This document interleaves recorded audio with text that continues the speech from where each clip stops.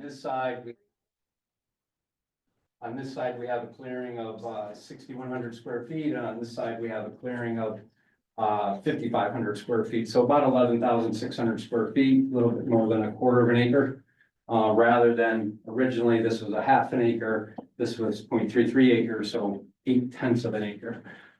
So quite a bit less, and we think, again, we're getting the most value for the money spent, and also conforming to this wetlands feedback plus your engineering and the wetland consultant feedback for this. So with that, we updated the functional improvement plan and the maintenance plan to just focus on these areas, keep the pipes clean, keep the sediment if it rises a foot, remove that sediment, keep all woody vegetation off of those berms so that it can't be compromised, and inspect pipes and outlets and so forth, just to make sure everything's free flowing and working as designed.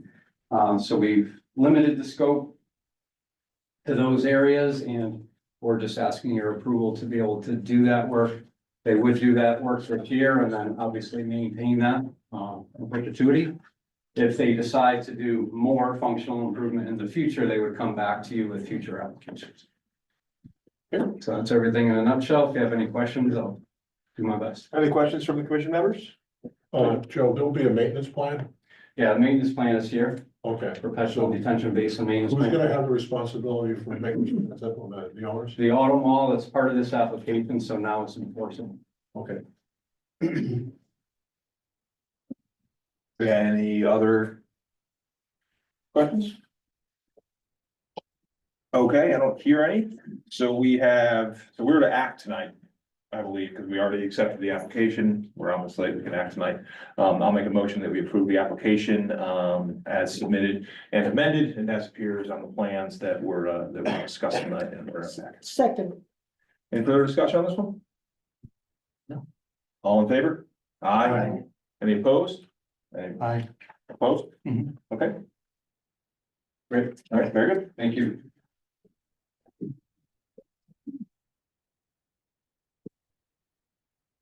All right, moving on to our continued public hearing, 25-001, 91 Sheffield LLC, application to conduct regulated activity at 91 Sheffield Street, map 49, lot 2, placement to fill within an inland wetland, construction of site access driveway cul-de-sac, sidewalk, single-family residence, attached garage, in-ground pool, appurtenant driveway, building utility services and wastewater system, owner 91 Sheffield LLC, agent attorney Marjorie Shansky. We are continue or close by tonight, no later than 5/21/25. We are on 27 65-day extension. You, Attorney Shansky. I refuse again, Mr. Attorney. Thank you very much. Today you are seated, so we should be, we have everyone we can, and we have added to our roster Peter Louisa as well. Good evening, Mr. Chairman, members of the commission. I'm attorney Marjorie Shansky and I represent 91 Sheffield LLC. I was expecting Mr. Ott.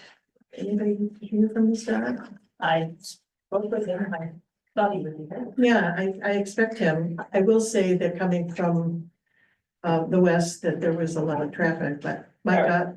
After we do a presentation, after you have a presentation, then we can always do a brief recess if we think you need another 10 minutes and you want him to be here. I don't think that he was a significant presenter this evening, primarily for questions from the commission. But Mike Ott is our civil engineer from Summerhill Civil Engineers and Land Surveyors. George Logan is here, our soil scientist from REMA Ecological Services. I see on the big screen that Barbara Constable, who is a landscape architect from A2 Land Consulting PLLC. And the principal from the LLC will be here also shortly, I guess. Mr. Chairman, I have responses to some of the testimony that took place at the last meeting, which if you think that this is an appropriate time, or you can hear from Mr. Logan, who has been working with Mr. Berge, and I believe that they have achieved equipoise. So my thought process would be this, of course, the option would be yours, but I would hear from Mr. Logan, hear from anyone in the audience who wishes to continue public hearing. So if anyone wishes to speak, I would ask if you spoke with the last one. We have that testimony. We don't necessarily need to hear it again, but if you have something new to add, I'm always welcome to hear new comments. And then I will give you the opportunity to respond in toto, so you don't have to go back and forth, but it's up to you. Very well. So then I'll move over and let Mr. Logan participate, but I would also like to fold in Ms. Constable during this part of the proceeding. Absolutely, and I believe I just spotted Mr. Ott out in the hallway, so I think that he will be here as well. Well, there you go. Thank you so much. Okay. Good evening, everyone. I'm George Logan for the record, professional wetland scientist, soil scientist with Green Ecological Services. So since the last time I had some homework to do, as you recall, and there was two components to the homework. One was to revise the wetland mitigation plan per recommendations of Mr. Brogy in order to achieve a wetter hydrology. And that is to get down to the groundwater in the area. And I explained that would have entailed of basically increasing the footprint of the wetland. That's okay, we have plenty of room in that area. As you recall, it's an open area. And so what I did, based on the soil test bits that we've done, a little bit of the groundwater monitoring, we only had one pipe that was functioning, the other one was a little too high. But also I took cues from the wetland that is the wetland A, which is the one that we would be impacting and filling. And looked at the hydrology of that, looked at some of the elevations. And I was able to determine that, in my view at that time, that we will achieve good wetland hydrology if we depress the area down to elevation 1. Based on my previous information, I estimated that I would have what I would call a semi-permanent water table, sorry, hydrology, which means it's wet some of the time and not wet some of the other times, inundated sometimes and not inundated others, at elevation 1. And then based on the fact that I was still going to be using that heavy topsoil that we talked about the last time, that I would be able with, through capillary fringe, be able to get up to higher elevation, probably around 3.75, almost maybe even 4. And that would take us to create about 4,475 square feet of wetland, which is almost twice, well, let's call it 80% more than what we will be taking. I believe you have the plan. So since that time, we've had a couple conversations with Mr. Brogy, who, based on his experience and based on the fact that he's closer, he can kind of monitor the water, which he's done again. It was his opinion, because of the fact that this particular created wetland is closer to the tidal wetland, that we probably don't have the groundwater slope based on the existing wetland A, which is further back, as you recall. And based on that information, it was his opinion that whereas elevation 1, or maybe a little bit above that, would certainly be wetland, that he wanted to replicate at least the permanent water body based on the information we had in the record from Mr. Davidson, from Davidson Environmental. But this was the plan that we had at this point. And by the way, as you can see, and I think it's been submitted into the record, we have completely rendered the particular plan, so you know where more or less where the trees are gonna go, more or less where the shrubs and will go, which is the important part. And the notes were revised, so the tables were revised, and we included additional trees and larger ones, because that was one of the recommendations from Mr. Bergen, is to have 1.5 inch caliper for the trees, which you probably see in those tables. For the red maple and the white pine, and a little less for the choke cherry, because they're smaller trees, and then 1.5 inch caliper for the black gum. And you can see in the plan that we have several trees. We've put it as close as possible to where we think the inundation would be. So obviously the habit is important, the hydrology is important, with a notation that if during our excavation and implementation of this plan, we find that we can get the trees a little closer to the center, we will, so we have a little more shading. But this is, again, from the hydrological point of view, we're trying to achieve a permanent water body based on Mr. Brogy's recommendation. But we're not trying to create a shaded habitat, but a semi-shaded habitat. And the reason for that is because the plants that we selected and the fact that a little more open habitat is conducive to high diversity of vegetation, and we have included that in our plan. Another thing that we did, which I should have thought of earlier, but I implemented by looking at the resources that Connecticut DEP provides and others of what plants we could put there in the coastal zone that are salt tolerant, at least moderately or somewhat salt tolerant. So we changed the palette, if you will, of the vegetation to include such a species. So, and I was very happy to see that, and I should have probably taken cue from that, our Barbara and Abigail have done the same for the coastal zone, getting the cue that this is a closer area to the tidal wetland, so we might have some spray, we might have some even, some inundation. We've talked about that during an extreme storm, so we want to be sure that we don't that the species survive, especially the ones that are closer to the center. After discussions, we back and forth, I think it was yesterday, no, 13th.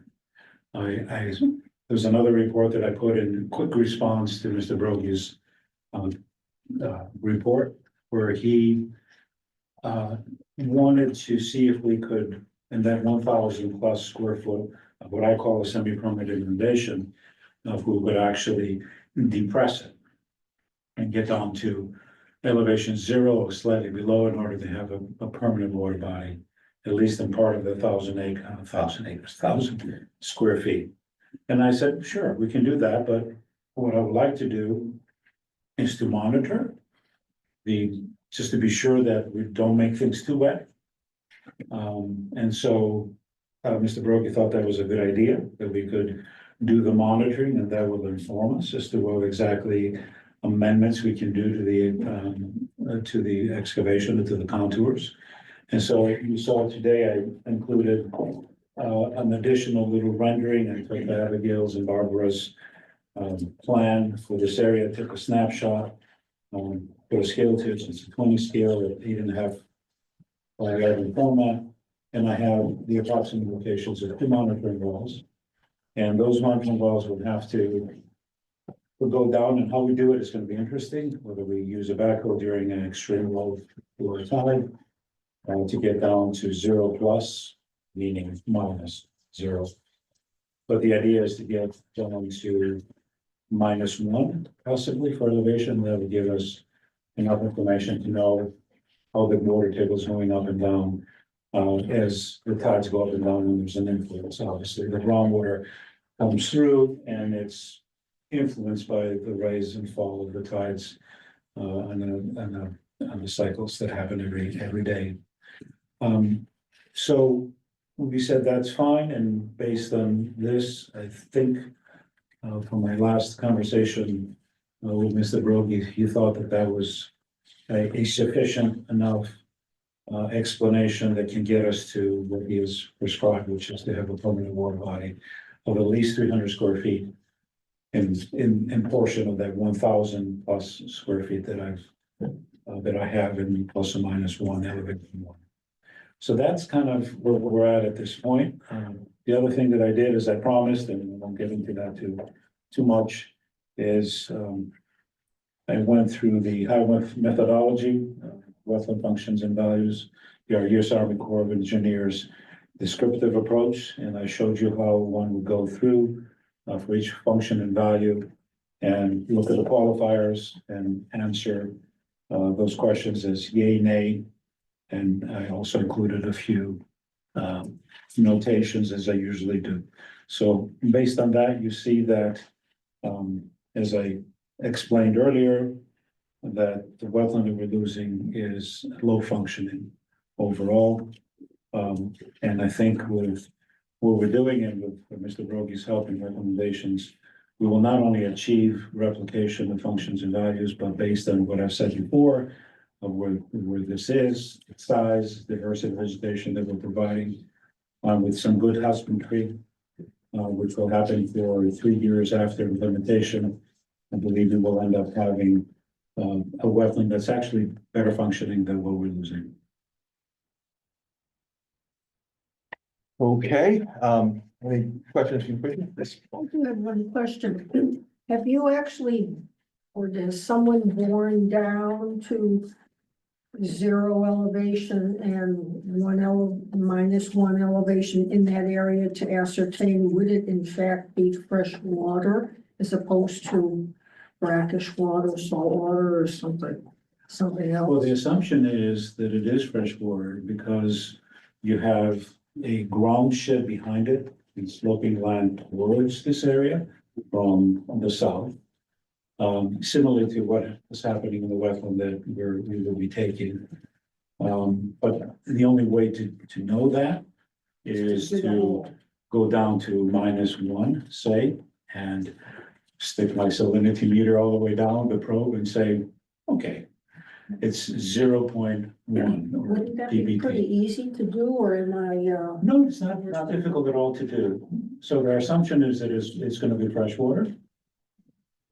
But obviously, when we put these two monitoring wells and we go down to the appropriate depth, I wouldn't have any problem taking the sample and figuring out what exactly is going on as far as the salinity. And I have the appropriate probe to do that. thank you. Follow up to that question and that call of action, would that happen before or after the existing wetland was removed? That's up to the commission. I don't know what the exact schedule is. Or, I mean, obviously, we have planning and zoning. After this, if we're approved. But why not put the monitoring wells as soon as possible and start the monitoring now? And if we can do that, I mean, so far we've had 3 test pits and we put monitoring wells. Well, I wouldn't call them exactly monitoring wells, but pipes that act as monitoring wells. Down to probably elevation 2, maybe something like that. And we did see, as you recall from the pictures that were provided, that we did have water falling in. And at that time, as I recall, we were just past the crest of a high tide. So the water was, as expected, would be fairly high, which doesn't mean it's going to be not lower. Obviously, it's going to go down a few feet. So once we put the monitoring wells, and if we do that this season, and do it several months before any excavation happens. So ideally, I don't know. I'm sure my client would like to get going in the fall if he gets the approvals. And if that's the case, we still have plenty of time between now or after planning and zoning acts to be able to put some monitoring wells and monitor for at least a couple of months.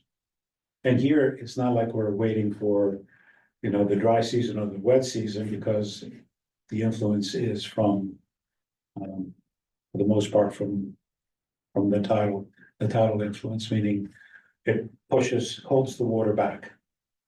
Right, during high tide, so the water rises, and then it releases it as the groundwater releases and goes further down as the tide recedes. And we will find out whether we have any influence of salinity or not. I don't expect it, but stranger things have happened. Sure. Paul, any more questions from you? You're talking about conventional, like 2-inch PVC screen wells then? Ideally, Okay, and it'll be screened the full length so you can know exactly what zone you're in. correct. And if I do right, I'm sure Mr. Brogy Yeah, will opine on that, because that's his expertise also. if we're gonna go to the extent of putting the wells in, at least my suggestion would be, if you're gonna monitor for a month or 2, Mhm. spring for the data lockers. And put in both level and salinity, or connectivity, if you will.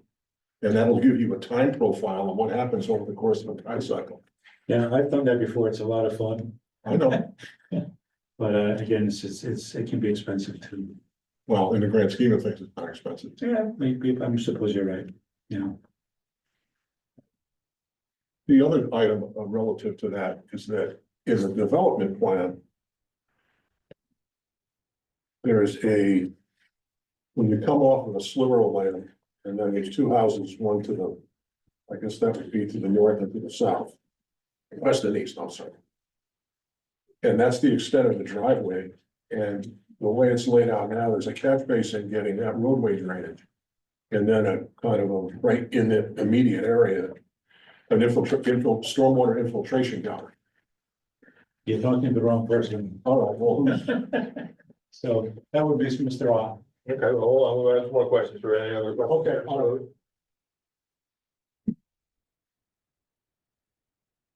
Okay, no more questions from Commissioner Logan, okay? Okay. Thank you very much. Not yet, Okay, perfect, thank you. thank you, sorry. No. Good evening. Just for the record, I'm Mike Vaught. I'm a licensed professional engineer and land surveyor with Summer Hill Civil Engineers Land Surveying in Madison. Your question. Oh, okay, my question. The way that the drainage is laid out is overland except for one catch basin at the cul-de-sac.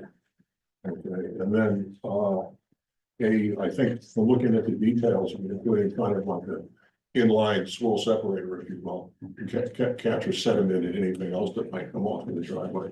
And then it's infiltration gallery. When you look at the topo, if we want to get more water in this proposed new wetland, it looks to me, at least conceptually, that infiltration gallery could be moved. That would be to the west, closer to where this wetland is gonna go, or abandon it completely and pipe that stormwater after the swirl separator over to where this new wetland's gonna be. There's a couple reasons why we can't do that. One is, the public health code requires, there's a certain separation distance between septic systems and stormwater infiltration system. Okay. The second is, the treatment of this is, what we're discussing here is really outside of, the wetland application because of the location here. But that stormwater infiltration system and the stormwater treatment structure upgrading are there really as part of the zoning application to meet the current stormwater quality requirements. Okay. The water that goes to that system, probably 95% of it is from the road. There's a high point in the driveway, if you look at the driveway profile, and there's very little land area outside of it that's contributing to it. There is some, but there's a little bit. So the stormwater treatment facility is a combination of the separated hydrodynamic separator prior and the stormwater infiltration system. So we're trying to treat it.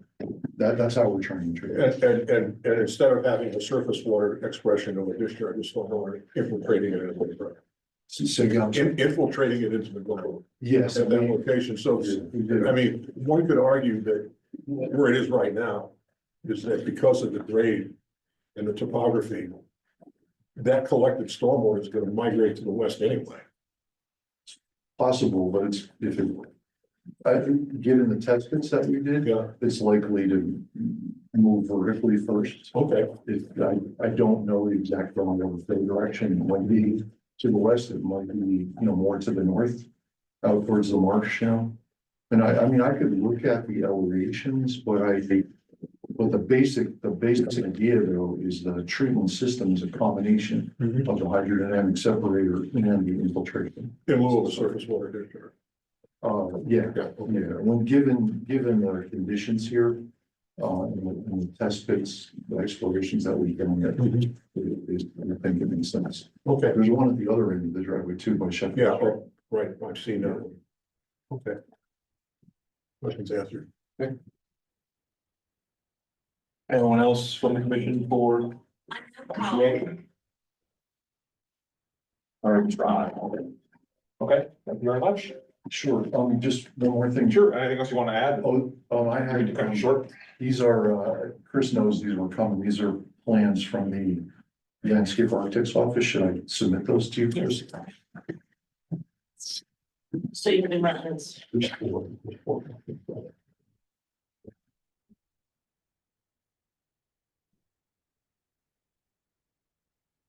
Is this the planting plan that's online? Chris? Yes, Okay. these are just for you to reference first readings and that.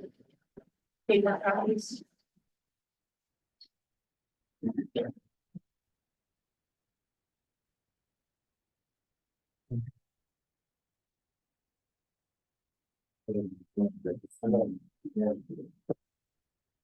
Okay, very well. Krzyzewski, your next presenter. Ms. Constable is here to discuss the planting plan for the mitigation wetland. Good Hello, evening, Ms. good evening. For the record, my name is Barbara Constable and I'm a registered landscape architect and I work at A2 Land Consulting in New Fairfield, Connecticut. As Mr. Logan just presented, he has prepared a planting mitigation plan for the proposed wetland up to an elevation of 6 feet. Our scope was to prepare a planting plan for the remainder of the disturbed areas related to the mitigation work. Our planting plan includes a mix of shade trees, evergreens, shrubs, perennials, and grasses. We utilize the Connecticut Coastal Planting Guide from Yukon and the Green Old Saybrook Community Tree and Shrub Planting Guide. Ground disturbance will be seeded with a New England Coastal Salt-Tolerant Grass Mix as supplied by New England Wetland Plants. In addition, we have proposed pockets of native plantings, including winterberry, serviceberry, low bush blueberry, American holly, red maple, sweet fern, and others. The plant material used will reintroduce a significant amount of native material and provide habitat and food sources for wildlife and pollinators, as well as emulate the native New England coastal landscape. I mean, overall, we feel this mitigation plan will enhance a highly disturbed site overrun with invasives. Are there any questions? The landscape architect. I don't hear any. Thank you very much. All right, great, thank you. Attorney Chansky? It's then to me, Mr. Chair, and did you want me to wait till after the public spoke? Sure, I think that'd probably be. And were you going to hear from Mr. Berge to keep him close to Mr. Logan? We are indeed. Mr. Rogie.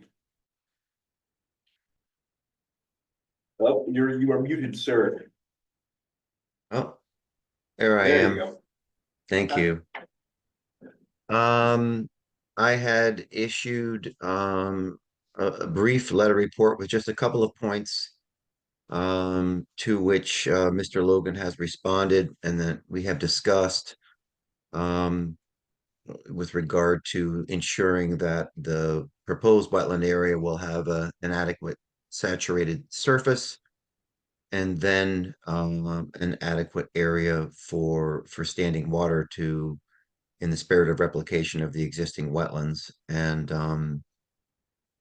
in his May 13th report, he had put forth that, you know, approximately a third of that 1,000 square foot area could be depressed to create some standing water.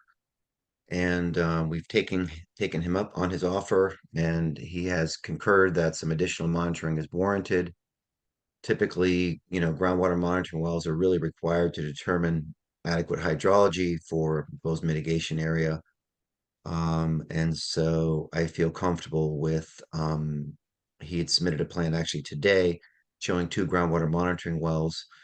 I do know that a point came up with one of the commission members tonight, which I think is a very good one as far as installing an appropriate groundwater monitoring device. Often sort of the old school way and the way that the other pipes were installed was through test pits and stand pipes, but those are more appropriate for septic systems. And I think for something such as meticulous as this, that we do need some appropriately installed groundwater monitoring wells. I spoke with George about that a little bit earlier. And I would concur that we need some, you know, somebody mentioned 2-inch slotted PVC pipes. Those are excellent for gathering the appropriate data that we're looking for. And also, I think we're sort of alluding to perhaps installing some transducers so we can monitor the tidal cycle and also assess the potential for salinity in this area, which I think would be important. That said, I think that the proposed planting plan has adequately provided for salinity, potential salinity, and that it's a nice, robust plan. It looks really nice laid out on paper, and the species diversity selected, I think, is very good. It's really nice work that was done putting this plan together. And the proposed monitoring plan included in REMA's report, I think, is adequate for this sort of project as well. So I'm feeling very comfortable moving forward um, with doing the monitoring and ensuring that we'll have the saturated zones that we really need to appropriately mitigate the wetland that's proposed for filling, and that the diversity and functions and values, in fact, will be um, well done and provide for habitat and diversity that we're not really seeing in the current wetland. As long as we provide that standing water area, I think that's kind of what I've been hung up on is, let's make sure we have some standing water in there because that's what the existing wetland really provides. So let's make sure we have that. And I think with the monitoring and the flexibility that we have, we'll make sure that that happens. So I'm feeling pretty comfortable about the project at this point. For how long would the monitoring need to take place in order to, got a few questions, but for the first one is for how long would the monitoring need to take place before we were confident that our assumptions of positivity were borne out, that this actually was going to take hold, and that the conditions would be right, and that we want to see what the monitoring resulted in what we wanted to see. Yeah, absolutely. I mean, the specifications right now call for, saturation during the growing season. And certainly we're well into the growing season, right now. It basically starts at first frost or starts at last frost and ends at first frost, technically. We're here in May, so the sooner we get the wells in, the better. Um, and we certainly want to monitor it through, the drier part of the growing season, through August, September, to really get a good idea. And certainly we can intercept the tidal cycles during that time, but, right up through August and September, I would feel comfortable with. Okay. And what happens if we get results that we don't like out of our monitoring? What option? Do we have? Results that we don't like would be that the groundwater is not rising high enough with regard to the proposed topography. Yeah, so we would have to go deeper and wider. I think that's really what we would be looking for to make sure that we have that area covered. I think that the area is sufficient. It's a pretty big area where the grading changes are proposed, and I think we've got enough to work with to bench and to come down to where we need it. Again, I was out there just before the last meeting in April, and I had water at about 0.0. And I think George is right, and maybe we'll need another foot and a half, to get down to where we really need to be. So I don't think that the groundwater monitoring is going to tell us anything that's significant with regard to changing the topography or the layout at this point. But I think it will fine tune it. And the remedy for that of going down deeper would require bringing in heavy equipment again to go deeper? No, we wouldn't have to bring it in again. This would be pre-design phase, so we would be able to plan for it. A question Yeah, for. how long will it take before we can be, 90% assured that the vegetation is gonna thrive? Well, there's a 3-year monitoring plan which is proposed, which is fairly standard for these projects. And so, I mean, we certainly would know within a year. But I think if we have the hydrology, I feel confident that the vegetation will do well. And if there are some failures, which sometimes there are with, new plantings, we've got to get in there and replant any failures. But I think if we get the hydrology right with the monitoring, failures will probably not be the result of hydrology. Whose responsibility is it to respond to any problems that occur during that 3-year period? Well, Mr. Logan, I would imagine would be doing the monitoring and reporting to the commission in terms of the survivability of the species, and he would get a report to the commission within a month of his inspections with any recommendations for replacement and reporting on how the plants are doing. And I would imagine it would be the property owners, through the commission's wishes to replace plants that are not doing well. Thank you. You're welcome. Any other questions for Mr. Brogan? Yeah, go ahead. Oh, go ahead, Jay. I just have one. So what we're trying to ascertain is from the planning plan that had been presented earlier, depending on the salinity of, if there is any significant salinity, what the tolerance of what we're planning is gonna, is what we're planning gonna be tolerant at a certain level? Salinity, and if salinity goes higher, it means there's gonna be some replanting that has to be done. Would that be accurate? I think so. I think what Mr. Logan was explaining is that he not only selected some sun tolerant shrub species, but also some salt tolerant species very thoughtfully. And I think that he's prepared for that. And certainly if there is salinity above which he had anticipated, then there might be some alternative plantings that would be advised.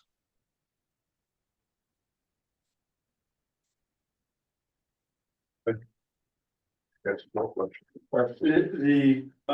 As I understand, the goal of the creation of the new wetland is to duplicate what the natural wetlands already exist. Is that a correct statement? I'm struggling with the word duplication. For me, in my mind, I want a duplication of the hydrology, and I think we're getting pretty darn close. Certainly, the goal is to have certainly another wetland that thrives, and these questions are really qualitative sort of questions versus quantitative, and I think the quality of the wetland that's proposed is above the quality of the wetland that currently exists. In my heart, and in what I had envisioned is to at least try to capture what the existing wetland offers at a minimum. And I think that's what we've gotten out of this. And I think in addition, we've gotten maybe some additional functions and values that the existing wetland doesn't have. Did I answer the question? Yeah, in technical terms you did, but Okay. if the end result is that there's no standing water is what we're looking to have, even after testing, and potentially having to go lower into the site, and that still doesn't have standing water. Is it correct in my thinking to say that we no longer have a wetland there? Well, the definition of a wetland in Connecticut is defined by, soil types, and we may not get there for quite some time. In this particular case, certainly an open water body would be defined as a wetland, and so temporarily it would certainly not be a wetland, given the water body definition. But again, given the soils there, that these are really sandy soils, I think the hydrology there is very consistent. And through months of observation, we'll be able to develop a lot of comfort in terms of what the water table is doing. And we'll be able to design, down into it. I'm not imagining significant annual fluctuations in the groundwater table. So, and I've installed hundreds and hundreds of wells across the state of Connecticut. And I feel comfortable with, monitoring, this particular location, through September, October, starting as soon as possible. And when we get that data, I feel very comfortable that, if we say, we have to get to -1 elevation, -1.5 to have standing water here, that will be very accurate. So I'm feeling pretty comfortable with it. Okay, thank you. Just changing direction, I noticed or I read in, both your response and also from Mr. Logan, that there was a discussion relative to shade trees in that area, a good versus bad for, mosquito, growth of mosquito population, and also could hinder, those species that eat mosquitoes. Has that been resolved, between the two of you as to what shade would or wouldn't be there? I think Mr. Logan addressed that in his report, and quite honestly, he knows more about what eats mosquitoes than I do. And I'm sure he could speak to that, but I believe he addressed that in his letter, and he can certainly offer more testimony to that regard. Could I get? Sure, please. Could you? Sure. I'd like to answer that and actually give you a couple more pieces of information based on the discussion we just had. So mosquito wise, obviously mosquitoes like ponded water, semi-permanent or permanent. And they seem to thrive better in shady situations because they don't have their natural enemies to go after them. And their natural enemies are odonates. These are, dragonflies and damselflies, particularly the first. And it's been my observation, not from research, but also from my experience, that if you have a somewhat open area, that brings in the odonates, which will breed in this pool. And not only will they be chewing on the larvae, because some of these odonate species will last, their aquatic phase can be a year or up to 2 years, depending on the particular species. So they are able to eliminate the larvae within a pool, but also the adults will also, they're amazing aerial acrobats, and they will take mosquitoes out. And I've had this experience coming out of the woods, being chased by mosquitoes, coming into an open area, and I'm like, where do they all go? Oh, we have dragonflies. Another thing that I wanted to explain is the monitoring. The monitoring that I would likely employ in this particular case is sort of going to be sort of a hybrid of what the Army Corps of Engineers would require. And what they require is the qualitative part, but they also like a little bit of quantitative part. The qualitative part is, the wetland scientist comes in and says, okay, let's see, let's check a few shrubs. The nodes larger this year means we have some growth in the nodes of the shrubs. Are we having berries and flowers? Do we have any desiccation, any yellowing, etc.? So those are qualitative things, but the quantitative things that I usually like to do is I look at an area, and I've done it before, and I'm like, okay, I'm going to pick 3 locations. And I usually, what we'll do is I'll put posts out there, and those are my photographic places. So I basically put the camera on the post and take the same picture every time I'm out there from 3 different locations. And then in front of them, I put a plot. So we have a plot, we put a stake, and I will basically do a little quantitative of what's going on with vegetation. So not just looking at every shrub, see how many we lost, how the tree's doing, but sort of modified releve, as we call it in botanical terms, figure out what's going on and as far as the vegetation is concerned. Because what you will notice is the first year, a whole bunch of things come in. And the second year, a whole bunch of things senesce and other things come in their place that might like the environment a little better second year. So that's kind of what a monitoring would do. So we'd have pictures, we'd have some some tables and graphs and some narrative. Another thing that we mentioned, I think the last time, I just want to probably emphasize it again. This is an unusual situation. Very often when I do these mitigation areas, I'm out in the middle of nowhere. Literally. And I can't guarantee that, the weather is going to be good. We're going to have a normal year as far as precipitation is concerned. In this particular case, we're going to have that problem. We're going to have a well somewhere nearby, and we will have an irrigation system. So that will give us some, and I'm not saying we're going to have an irrigation system forever, but we can tap that irrigation system for year one.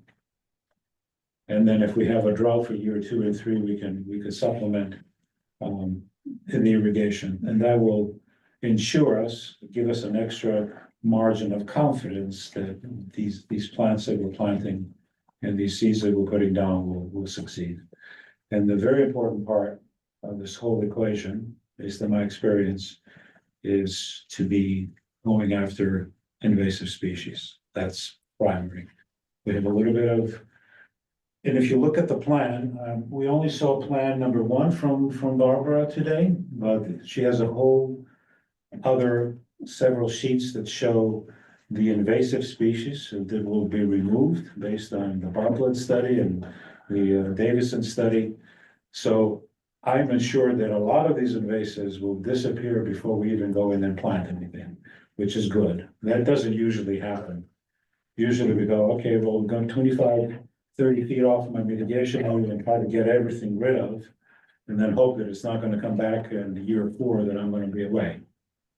But also, as I mentioned before, in the notations at the bottom of those notes, after we get to year 3, which is, by the way, 3 years after implementation. Implementation is year 0, if you will. And so year 1, 2, and 3, or if you want 2, 3, and 4, are the ones that we're doing the monitoring. Because the first year, we're not just doing monitoring. We're there and, 2 weeks after, a month after, 3 months after, depending on when in the season we're doing all this work, in order to ensure that the trajectory of this thing is going in the right way. It's pretty intensive. If you want to do it right, it's pretty intensive. But if you do it right, then it's going to last.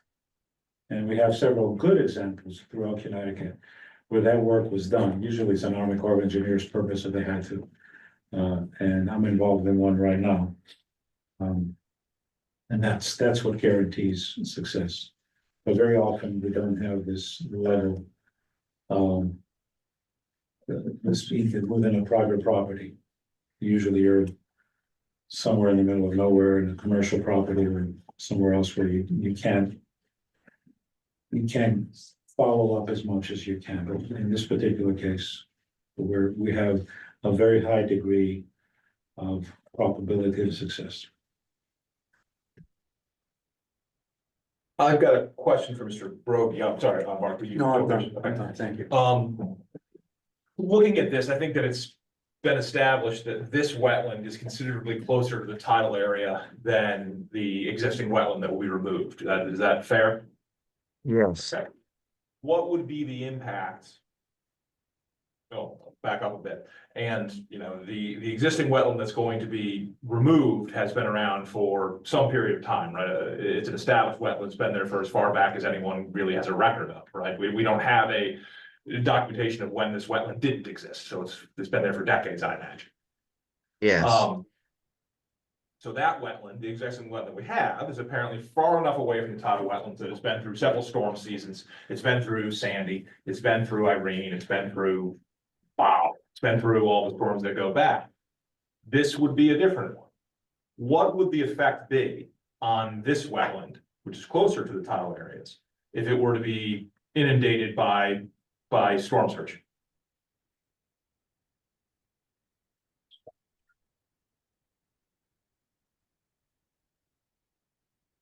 I can only imagine that the other wetland must have been inundated at some point.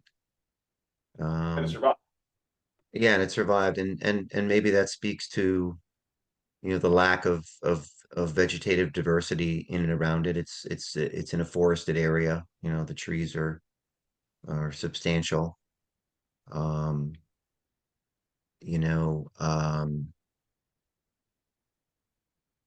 a huge storm, could have a profound impact on shrubs and trees that are relatively small, depending on the nature of the storm. As things go, um, it could be significant.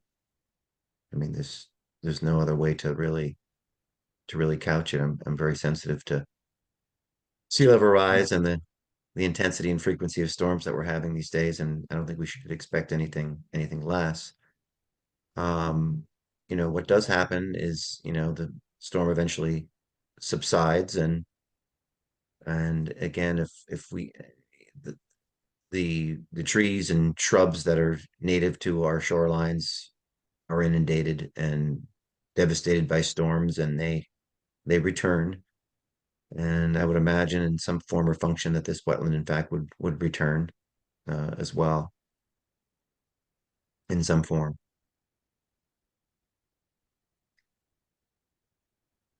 In some forms, that's kind of important, because right now we're saying that we want to, we're this, the swap.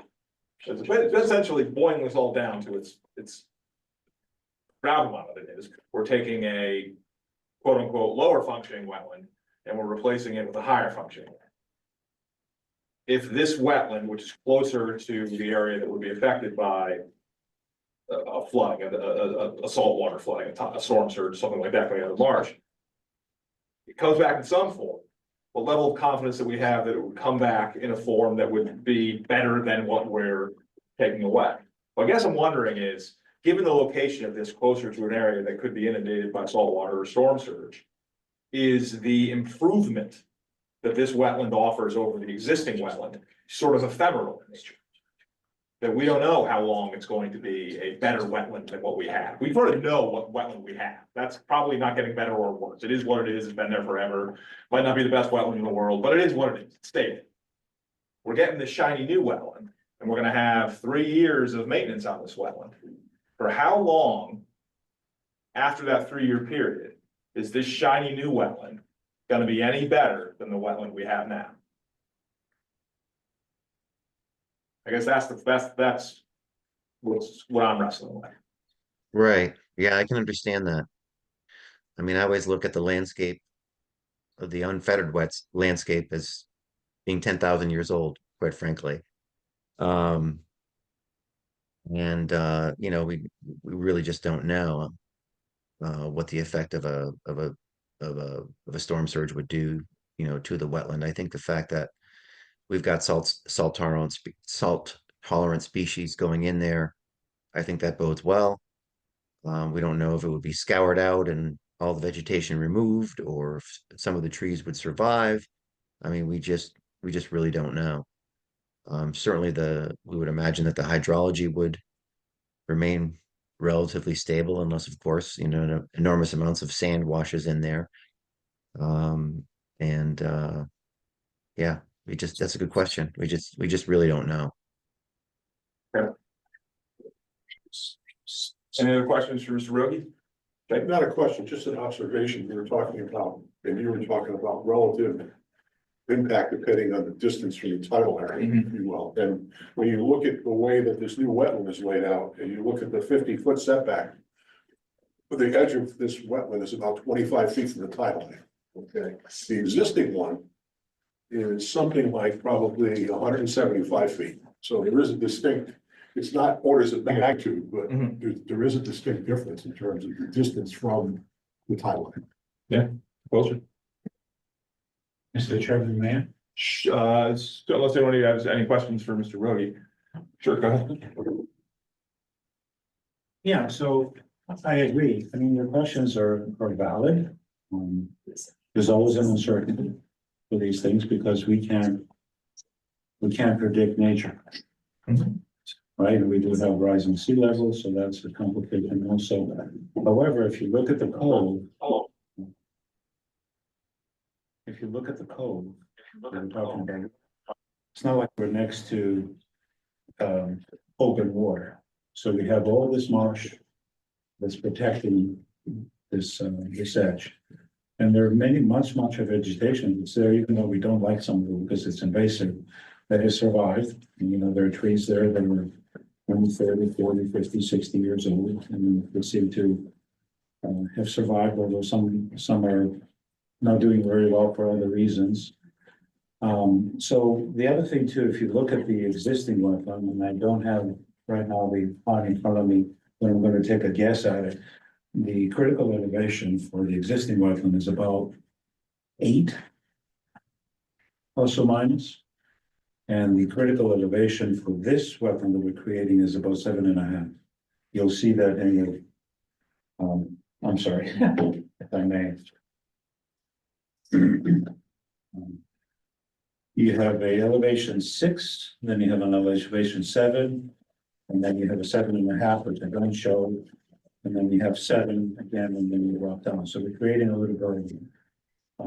So I'm guessing, and I don't know for sure because every situation is a little different. But a storm surge in this area, past all the marshes, will be basically not just a surge, meaning all this water coming through, but it will be a rising of the water, which is a rising of the water, which not necessarily going to be destructive for vegetation, but you know, the salt thing is, it would be an issue. But also what happens during these times, as you probably know, when we have a big storm like that, there's a lot of fresh water that's coming down from the sky.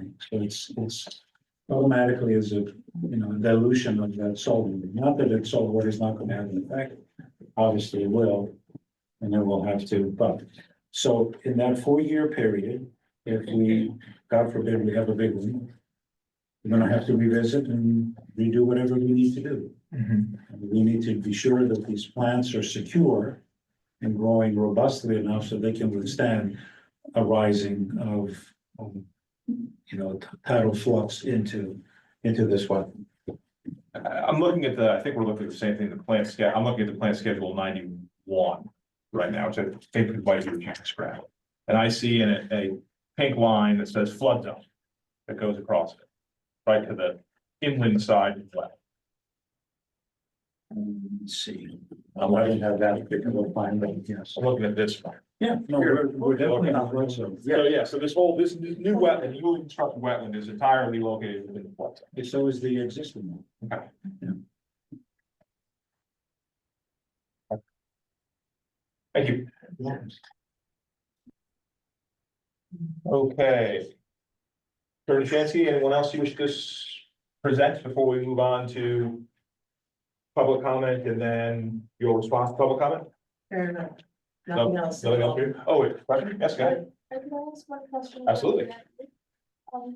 In the last meeting, as I was reviewing the recording, you mentioned that you would bring forward points to why we wouldn't just get rid of the building that sits on the wetlands that one of my other chair members brought up. Because you mentioned that it wasn't going to be essentially economically smart to get rid of that 5th building, because there's the 4 and then that one price controlled. So if you just had the 3 and then the one price controlled, it wouldn't be worth it to even go forward with this project. And you mentioned that you were gonna bring something like that to the table for the next meeting. I was wondering if you had any of that information available. Yes, and I'll be speaking to that when it's my turn. Perfect, thank you. Okay, anything else? I'd open the floor to members from the public. We'll start with the gallery first. Go ahead, anyone? Ma'am, yes, sir, recall you. Yeah, Go hey, ahead, last do you want me there or just here? wherever you feel comfortable. I think we can all hear you, okay? Yeah, no, I have a big voice. So one thing to build I think on. you should come up so we make sure we're Okay. recorded. Okay, sure. Great. In your name. Okay. Hello. I'm Jennifer Lindenmeyer, 19 Soltis. First of all, thank you for all the information that was presented, incredibly helpful and educational, so thanks. I did have a thought to build on your question, which is the studies that I can see from, or the conversations, have they been assuming clear cutting? Because when you think about storm surge and rising tides and whatnot, all the data that I've seen from historic studies assume the mature trees that currently border the marsh, as well as the marsh intact, not with dredging that's being proposed for one or for potentially two docks. So the dredging obviously is gonna create a pathway directly in, and the clear cutting of the mature trees is going to reduce the absorption of anything that does come in. So I'm just wondering if that's being taken into consideration in terms of what are the ultimate effects, because the environment is gonna look very different than it does now. So just a heads up on that. I did have a question, for clarification. I understand that there's a 3-year monitoring. A lot of it is focused, or what I heard was focused on water and standing water. And I'm assuming that's fresh standing water because it's a fresh water source now. I guess that's true. So how does that work with the conversation from last time where we talked about, or the group talked about the viability and how long it takes to tell whether a newly created wetland is actually viable? And the conversation that I remember, maybe incorrectly, was that it can take up to a decade. So if it's monitored for 3 years, but we really don't know in optimal circumstances until a decade or so, how do we bridge that gap? And then if it does fail, how does one make sure that the property owner of that parcel is in fact resolving any issues that do occur? So just. There's a lot in there. Yeah, so I I'll try apologize. to A lot in there. give the applicant the opportunity to respond. So one is, what impact, if any, does the applicant feel that the transformation of the site from a woodland area to a housing development with a dock, what impact will that change in nature have on the flooding potential? Yep. The second question is, I guess, a question for clarity, which is the monitoring period for 3 years, is monitoring period before we know when the wetland will be successful to a certain degree of certainty, 3 years, or is it closer to 10? I think those are your questions, right? Right, and the third is if it fails within whatever time period, the 3 years or 10 or whatever the designated What time is, mechanism? what mechanism is in place to ensure that whomever is responsible for that property is actually following through with the intentions of this committee? So if something happens in the 10-year period or beyond the 3-year monitoring period and the wetland gets wiped out, or one reason fails for one reason or another, what obligation is there upon the property owner to restore the wetland to what we put forth for that? Exactly. Thank you for clarifying. Happy to help where I Appreciate can. it. Okay, and I guess there's a chance you'll probably respond at the end for everything, or do you want right now? No. Okay, very good. Any other comment from the gallery? Ma'am? Come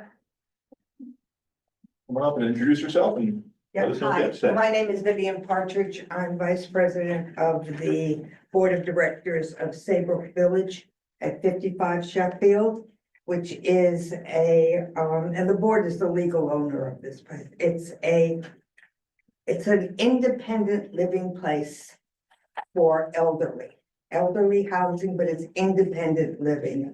It is not anything medical with nursing and all that kind of business there. That does not happen. There's no medical staff there. There is a social worker that comes maybe 3 days a week, depending upon appointments that are needed. We have concerns about damage to the wetlands and the fauna that are using it. From what we could understand, and nobody on our board is a wetlands expert or engineer, so we're reading it from a layman's perspective, okay? So from what we could understand, that it was evaluated in the fall for the fauna. That is not the time to evaluate the animals and all that are using it. It's spring that you evaluate. That's when they are birthing. and raising their young, and when then there's the most activity. So we need to know if they've done something over a spread, so that you know how many salamanders, raccoons, whatever it is. And I will say to you exactly what my nieces all say to me when I get mad at the hares that are eating my garden. Amphibian is their world too. They have a right to exist, and we should not be doing anything to destroy their habitat and their homes. We also have a concern that there are migrating birds that come back, and they come back in the spring. They leave in the fall. So we need to know what was considered about that. We also don't like the idea of them removing more than 150 trees. That's really gonna hurt the habitat. 150 trees cause a lot of shade. And what they are talking about is replacing those mature trees with large root systems that hold on to a lot of the soil with something that's only about this big. Now, when I was in New York and we were replacing trees and putting new trees on our block, we would go out to the tree farm and pick things that were really large so that we had really good shade on our block. And we would want really large trees with big root balls and a good root system to hold things in and to purify some of the water. Also, the smaller ones can be damaged by wind and flooding and rain and that kind of thing. So, that would be an issue.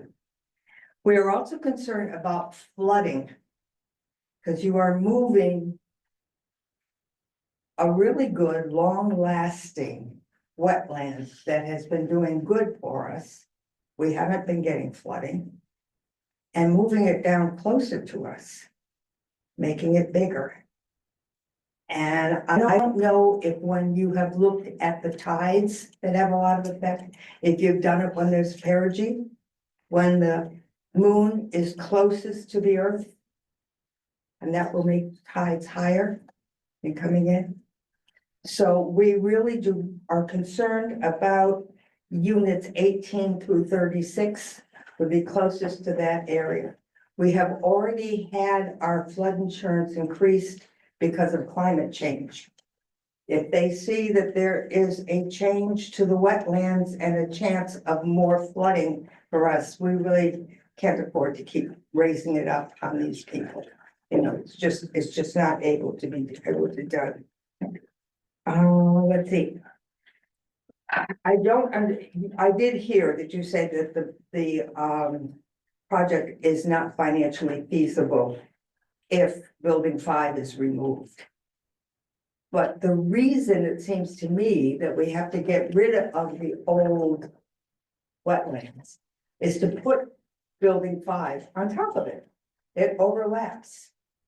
Normally, it would have to be 100 feet from there, or if you even just went by state regs, it would have to be 50 feet from there. The fact that we're getting rid of something that is working really, really well and probably helping us not get flooded, just to put another building, doesn't seem to be a good reason for that. I mean, that's up to you guys to decide. You know, the planting, I'm very glad that you're doing a lot of salt tolerant, especially if you're gonna be closer to the shore and you're gonna have a lot of mist coming over. But that doesn't mean that they're all gonna survive. And it may mean that other things get in there.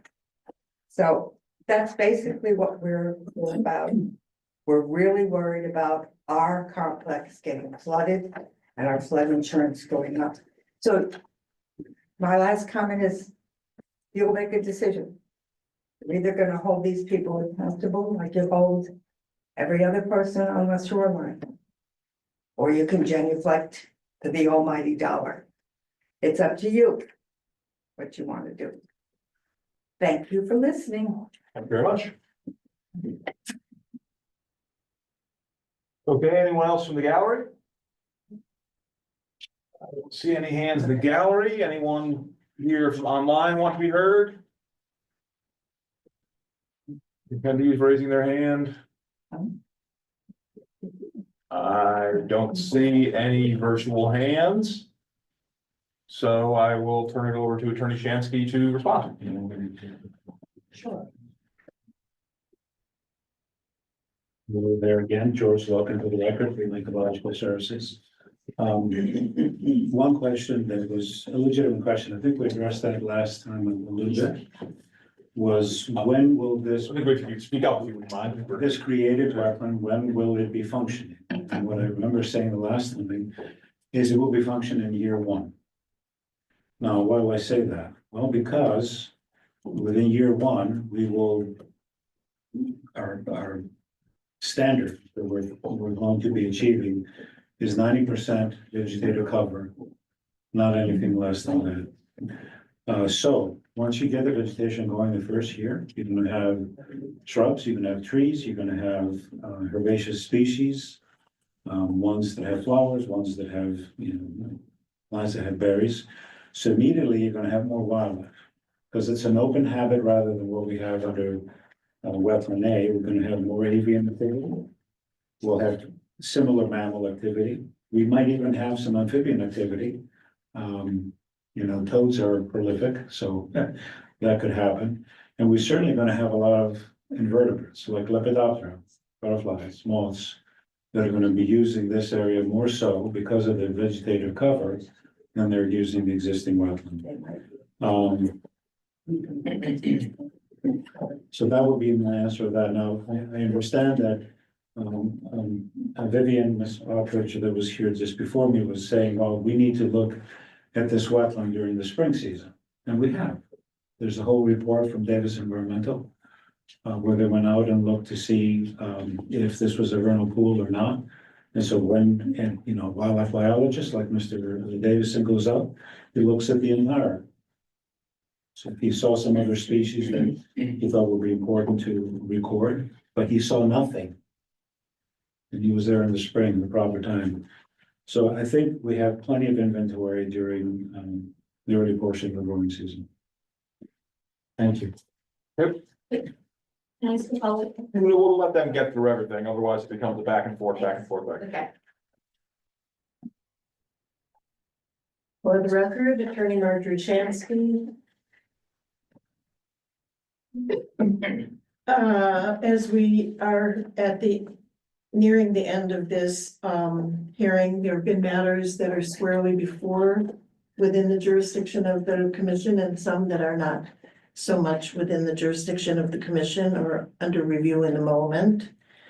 And so I'm summarizing this request to fill the 2,450 square foot wetland and replace it with the 4,475 square foot mitigation wetland.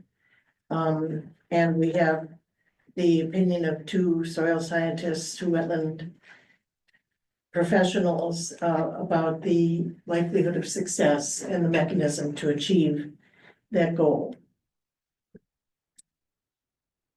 There have been a plethora of claims, random claims, and some that we just heard about migrating birds and raccoons. And even to some extent, the conversation about flood, which I'll discuss in more detail. Those are beyond not the flood, but the raccoons and the other wildlife are not within the jurisdiction of this body. And as Mr. Logan has said, there was an actual vernal pool study and other information done when Davison Environmental provided its studies relating to the property. So while we can agree that climate change and sea level rise are real and have ramifications that we as a society must recognize and respond to, the relevant question is, what evidence has been produced to link the filling of the isolated wetland on this parcel to those events? And I would suggest there has been none. No evidence. From a carbon sequestration perspective, the 5 acres of adjacent tidal marsh, which will remain, perform that function and at a much higher rate of performance than the 2,450 square feet of isolated inland wetland. From a flood storage perspective, whatever contribution this small wetland has provided is being replaced by this 80% larger mitigation wetland elsewhere on the site. And as a practical matter, and as the commission may know, there is no regulatory obligation to provide compensatory storage for the requested filling because it is adjacent to water.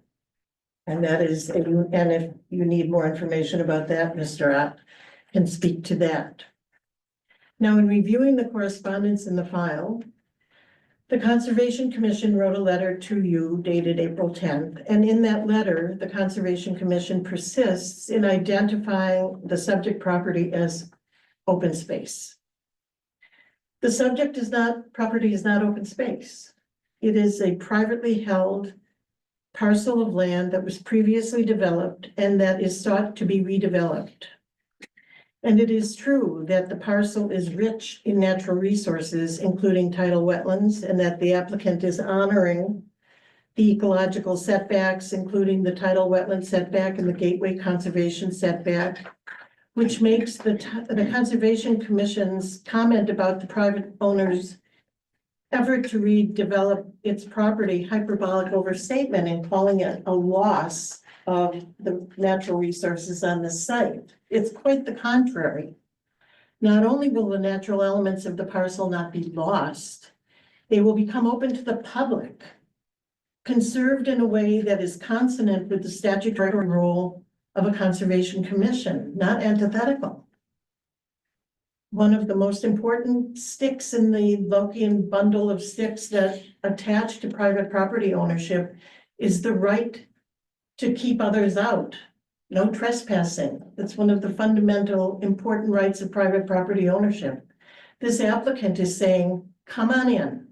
Yes, it's a function of DEEP's, the Department of Energy and Environmental Protection's attachment to waterfront properties having public access, but welcoming the public through both the small kayak canoe launch area and walking paths through the 5 acres of tidal wetlands and parking for members of the public is a substantial gift. Dr. Michael Clemens, the herpetologist, frequently talks about givings as opposed to takings. This is a giving by the private property owner. And both our expert and the town's expert have testified to the increased function and value of the proposed mitigation wetland and the pathway and likelihood of its success. So the Conservation Commission concerns at the end of the day are also not evidence and do not supersede the expert testimony that is on the record. I'm going to talk for a moment about what evidence is. There is nothing that has been provided that meets the standard of the Connecticut Supreme and Appellate Courts, who have found that a Wetlands Commission may not deny an application on the basis of speculative risks. Citation Riverbend Associates, Lord Family of Windsor LLC. A mere worry is not substantial evidence. And this is not to diminish the concerns that have been expressed, but they do not serve as a basis for denying an application because they are merely concerns, not evidence. The defendant, this is from one of the cases from the Avalon Bay communities, the defendant could not simply assume that the entry of sediment and siltation would adversely affect the wetlands and watercourse without evidence that it would in fact do so. Evidence must be quantified.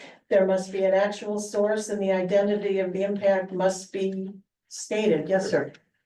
what, just, this is important what you're discussing now about evidence of impact on the wetlands, being understanding that we are not allowed to assume assumptions can't be evidence regarding impact on the wetlands. The proposal is to fill in and destroy an existing wetland. The proposal, yes, So that there's no speculation about that. There is, the applicant's, the raison d'etre of this is to destroy a wetland. You're yes, saying you're gonna build another one. But you're telling us what you're gonna do to the wetland. We're not speculating that the wetland is going to be destroyed. That's your plan. correct, and that Okay. is provided for in the statute as the avoidance, minimization, and mitigation. I just want to be clear about what, so you're not saying that we are not speculating about the destruction of the existing No, but wetland. what That's we are, proposed. I beg your pardon, what we are speculating about is that the loss of this wetland will create flooding. The Okay. loss of this wetland will create X, Y, Z. There's no evidence that the loss of this wetland has any nominal, material, or significant impact to the ecosystem of this parcel, and in fact is being replaced by a mitigation wetland, which two experts endorse as being viable. Points taken on that. Pardon me? Yes, I understand your point. I just want to be clear for the record that we're talking about the destruction of one wetland and the building of the other. No I have speculation. no of the destruction. confusion that we are asking to fill a wetland, and I also have no confusion about the testimony about that wetland that is on the record from the two experts and from the Army Corps of Engineer highway methodology that Mr. Logan provided at the chair's request in order to, what do you mean it's a low functioning wetland? Show me, and we have. And to which Mr. Berge takes no exception. The substantial evidence test is not met by a general statement that some type of even by an expert, that some type of adverse impact is likely to result from the proposed regulated activity, which, as the chair notes, is the request to fill the wetland. Absence evidence that identifies and specifies the actual harm resulting therefrom, a commission cannot find that the proposed activities will or are likely to adversely affect wetlands and water courses. Again, I understand your point and you understand mine. Okay. Now, with respect to the alternatives analysis. In item 11 on our application, we described, and I'm quoting, alternative development templates evaluated over the several years the applicant has studied the property have included a commercial boathouse and commercial development, low-density residential development, and low-density development that includes meaningful public access and includes an affordable dwelling unit, meeting the social needs of the town and its population. And that, of course, is the application that we are propounding here. The current proposal includes filling wetland A and mitigating its loss by creation of a wetland. And in my April 15th letter to the commission, I identified the case law that supports and recognizes the validity of a wetland mitigation through creation of another wetland. This new wetland is reported by mine and your experts to more than offset lost wetland function and values, and the reporting is from you. Now, I also provided in my April 15th letter to the commission, a letter from Keith Nielsen, a professional engineer at DACO Engineering, in which he describes additional alternative development scenarios.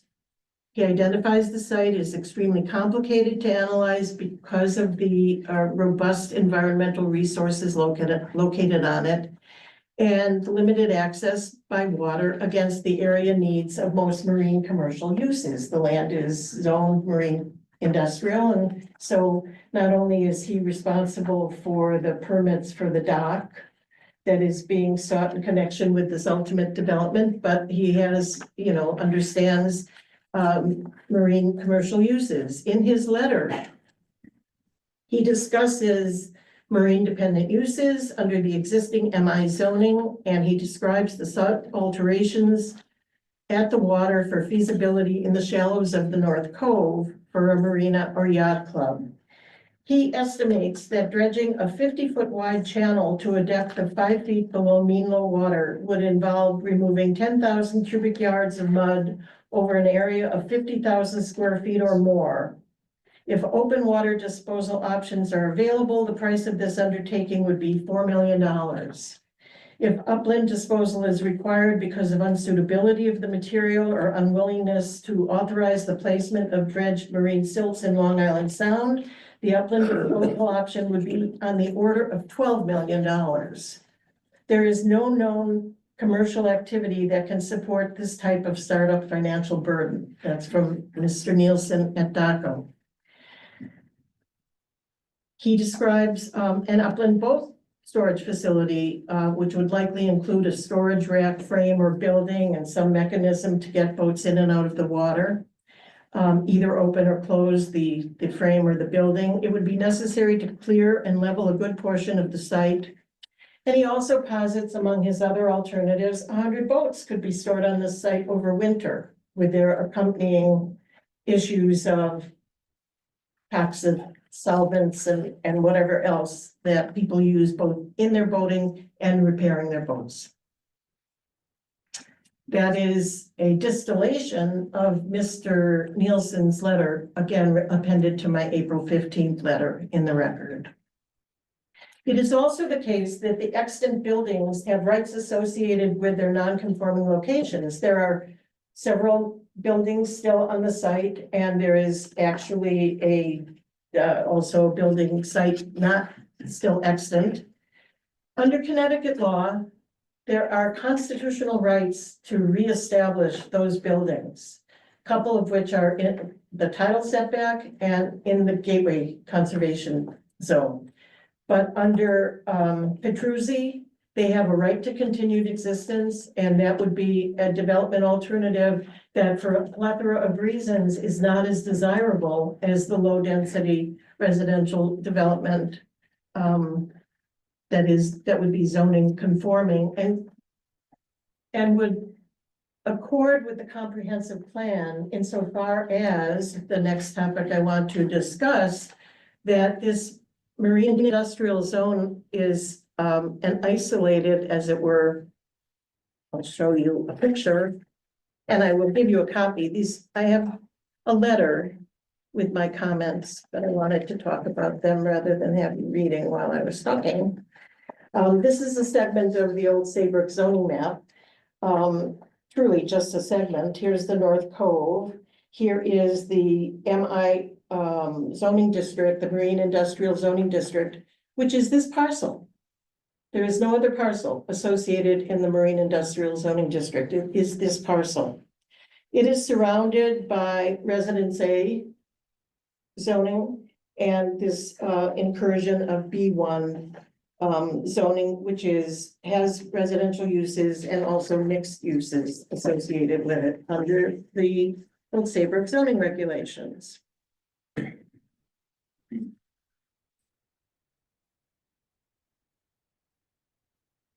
In the Residence A zoning district, if served by public water, the minimum lot area is 20,000 square feet. And the area is served by public water. If the area were not served by public water and needed subsurface sewage disposal, the minimum area is 40,000 square feet. It would essentially be 1 acre zoning, but because there is public water, it's half acre zoning. In the B1 zoning district, if served by public water, the minimum lot area is 12,500 square feet. When much smaller lots, and if there weren't public water, it would also be essentially 1 acre water to accommodate subsurface sewage disposal. The applicant's proposed density represents an effective lot area of 80,000 square feet per dwelling unit. Substantially less dense than the adjacent Residence A zoning district or the rules for the B1 zoning district. But as I said a moment ago, the comprehensive plan of the town of Old Saybrook, of all towns in Connecticut, is reflected in the uses and in the zoning map. And this area is a residential district. And so for consistency purposes, This is a harmonious request with what exists in and around the environs. Not happen. What's the current zoning of the property? MI, plain industrial. Okay. But we were successful getting a text amendment to the old Saybrook zoning regulations that do permit its conversion. Okay, that happened sometime. The text amendment happened. We have to seek to land the new zone and are not going to do that until we have wetlands approval. Related to that, does the text amendment create an as of right conversion, or is it something that needs to go and be approved? The text amendment creates the right to apply to land the master plan of Okay. development, which will be these 5 houses. So it gives you the right to ask. Correct. Okay, We will be Just wanna be sure. subjected to sure. additional Got it. regulatory review. Gives you Absolutely. gives you the mechanism to ask for what you're. Correct. Okay. The mechanism is in place. I just have one other question. If this development went forward and there are, what is it, five dwellings we're talking about? Correct. Okay. What does the property ownership look like? Is each one of those parcels under separate ownership? They, indeterminate in the moment, except it seems like they are going to be owned homes on commonly held land. So we're talking about a land lease, in fact. A planned development. A planned development plan. It is exactly a planned. How about the property where the proposed replacement wetland is going to be? Who's gonna own it? Is the It's going to be on the common land, common land and a single property owner of the land? the association of the owners. So it won't be the current owner, it will be association formed by the future owners, It will be an association, yeah, I mean, like a condo association. a planned development Okay, association. Okay, Not to pick nits. no, I understand. Yeah, I have a question, Marjorie. if I Yes. can. So I think one of the questions that come up and as part of the prudent and feasible alternatives is we have the proposal that you have set forth of 5 houses. And the question is, if there's 4, is it that big of a deal? What's the analysis? it is that, That's really what I think people are beating around the bush here, so well, not so much the marine versus this or that. I think that's the analysis. yeah, I appreciate the question, but the point is that it is a low functioning wetland. At the last meeting, That's not the question about, but no, the very specific question about you made the statement in the last meeting. That going from 5 to 4 wasn't economically feasible. I pushed back on you asking for some Yeah. teeth to that. I You don't, said you'd provide some teeth for it. well, I think this is teeth. So the Because- question, and the question is about my specific question of what makes the 4 houses instead of the 5 houses economically not feasible? Because one of them is going to be deed restricted Right. as an affordable housing. Right. And it is the underlying rubric, sort of, for all developments in which affordable housing occurs, is that there is recognition that that is a concession, an economic concession by a developer to do 3 market houses and 1 affordable housing, when there is the cost of having this public access and the relinquishment of that right, those are all But there's, entitled to credit. I understand what you're saying, and I can do the math that 5 houses are gonna make you less money than 4. But there's a difference between I won't make as much money and the proposal isn't economically No, feasible. it's And I not. guess that's what I want a little bit of clarity on. If you're going to say something's not economically feasible, to me, we won't make as much is a different question. It's What not- about 4 makes it economically unfeasible? You're the one who claimed it wasn't feasible. I'm asking why that's so. Well, I didn't claim it was economically unfeasible. You did.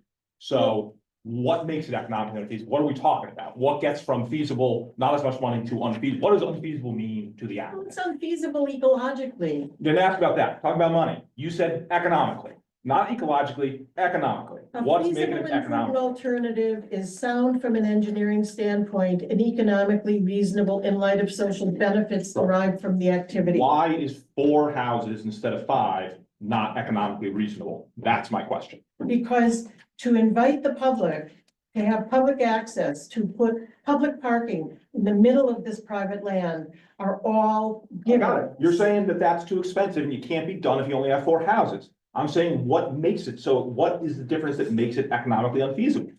If I may, I can answer this question. My name is Mike McCart for the record, and I am the proposed developer. The realities of this situation is that the project as it stands right now is, in my estimations, are economically unfeasible as they exist. What I'm trying to do at this point in time is save, and I will say to you that I don't, to go through what I feel like is a court hearing here, and we're on deposition. Hard for me to understand how a wetland commission, when we're talking about soil contents, want to go there, but I'll give you broad numbers. The property was purchased 5 years ago for $1 million. To date, my company and our firm have spent upwards of $350,000 on these things. We have future architectural fees. We have to put in an extended driveway, as our counselor has said. We have to put in a dock, which was, and you should know that the unfortunate part of what we do is we have to go in front of 7 different commissions like yourself, all of which have a different agenda, if you would. One of the agendas that came up in the zoning meeting was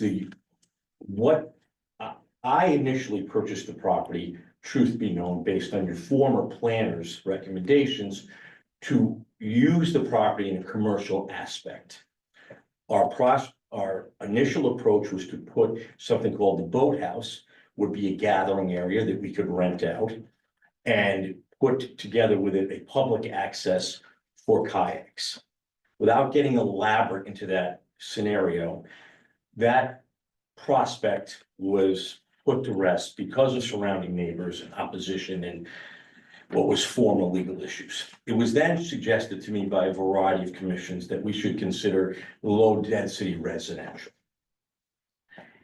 In light of the circumstances there, which everyone seems to ignore like pertinent facts, but the property right now, so what happened in this property, years ago, this property in simpler, less controversial times, when people weren't looking for excuses just to decline something, was used in a commercial application, and it was surrounded by residences and later developed by residences.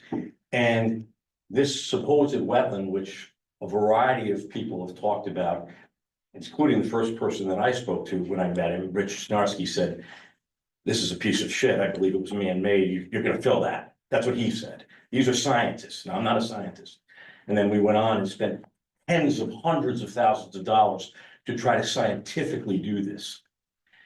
To get to your bottom line is, one of the considerations that I was asked to consider in the redevelopment of this project, was would I include an affordable house to this project? Because it was said in those meetings that there was enough rich people in town that have $1 million homes. I agreed to that. The factual natures of this, and if we have to provide figures later, we could. That affordable house, at least prior to when we accepted this offer, cannot sell for greater than $479,000. Fiscally, to put a foundation and build that house, according to the regulations, that would be a loss to any developer. Affordable houses, unfortunately, are losers, and what you try to do is offset those against winners. Now, so we have a loser to start with. So that's a drain. We now have the potential of 4 other homes, 2 of which are on an access road that come down that is very narrow and back up to a surrounding neighborhood. The value of this, and it's quite extensive, is going to be reduced in value because while it's a commonly owned property, the use of that homeowner that's going to be around them, the actual land around that home for two of the spots is going to be, it's not going to be overly valuable. As you move further down the road, conceivably, the lot on the left and the lot on the right would conceivably hold the largest value for reasons that we all know. So like you said, Counselor, let's get to the point. This particular lot that we're talking about, or area, if you would present the largest value to the redevelopment of this. Because it has the largest views, and views carry dollars. So to take your most valuable asset out of an equation, and let's use your math for argument's sake. We are reduced, let's just say because you asked this question, take that lot out. So now you're saying you have 4, but we really don't have 4, because we have an affordable, which is a loss in my estimation of approximately $200,000. The road is private. I have to bring over 350 feet of road, lighting, irrigation, utilities, bring the utilities underground. As part of a concession of DEP requirements, because we have this water access, they would like to see the general public have access to that. And wouldn't it be nice to have walking trails and these things? These things do not come free. That process alone is approximately $500,000.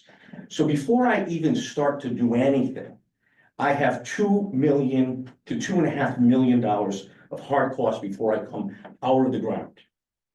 2.5 million divided by 4. What's the price of those lots? $100,000.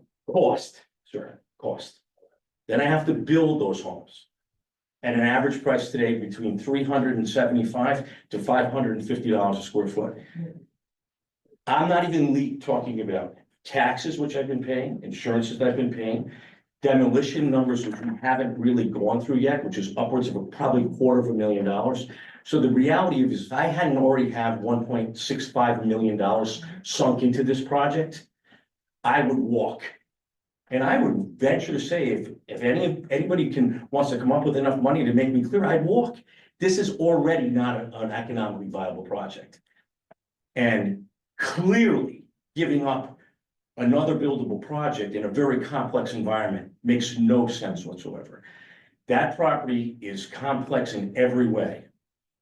And as time goes on, everything becomes more complex, but you have a gateway commission, which requires 100-foot setback review. You have tidal flood zones, which we've said, all of which we have 2 of the 3 buildings that are currently in the flood zone.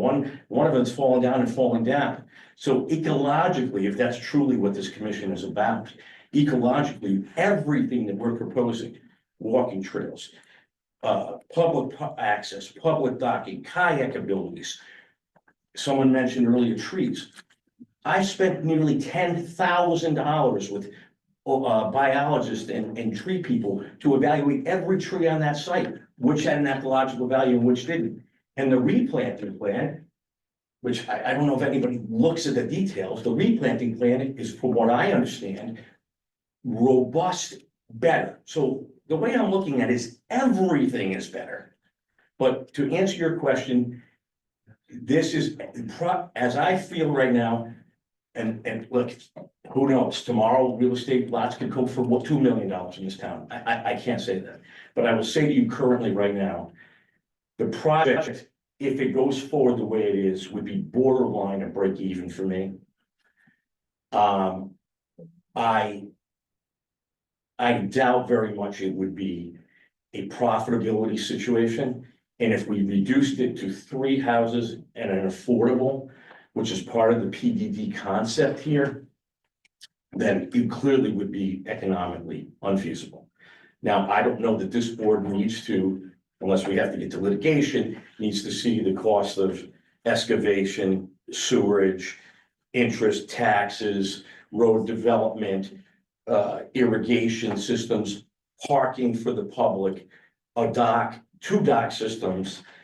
By the way, there is no dredging involved, so there's lots of things that have been said. But the reality of it is that it is a monumental expense, and the return, unfortunately for me, because it is low density, for potential units for sale of profit is just, it's not 50 or 100 or 200. It's 4. And that's the economics of the situation in a rudimentary fashion. I wasn't able to drill down to every fact, but I hope I gave you enough high level facts. And one other comment. I believe, there's obviously a general attitude that anything that comes to development now, everybody has concerns and their own agendas.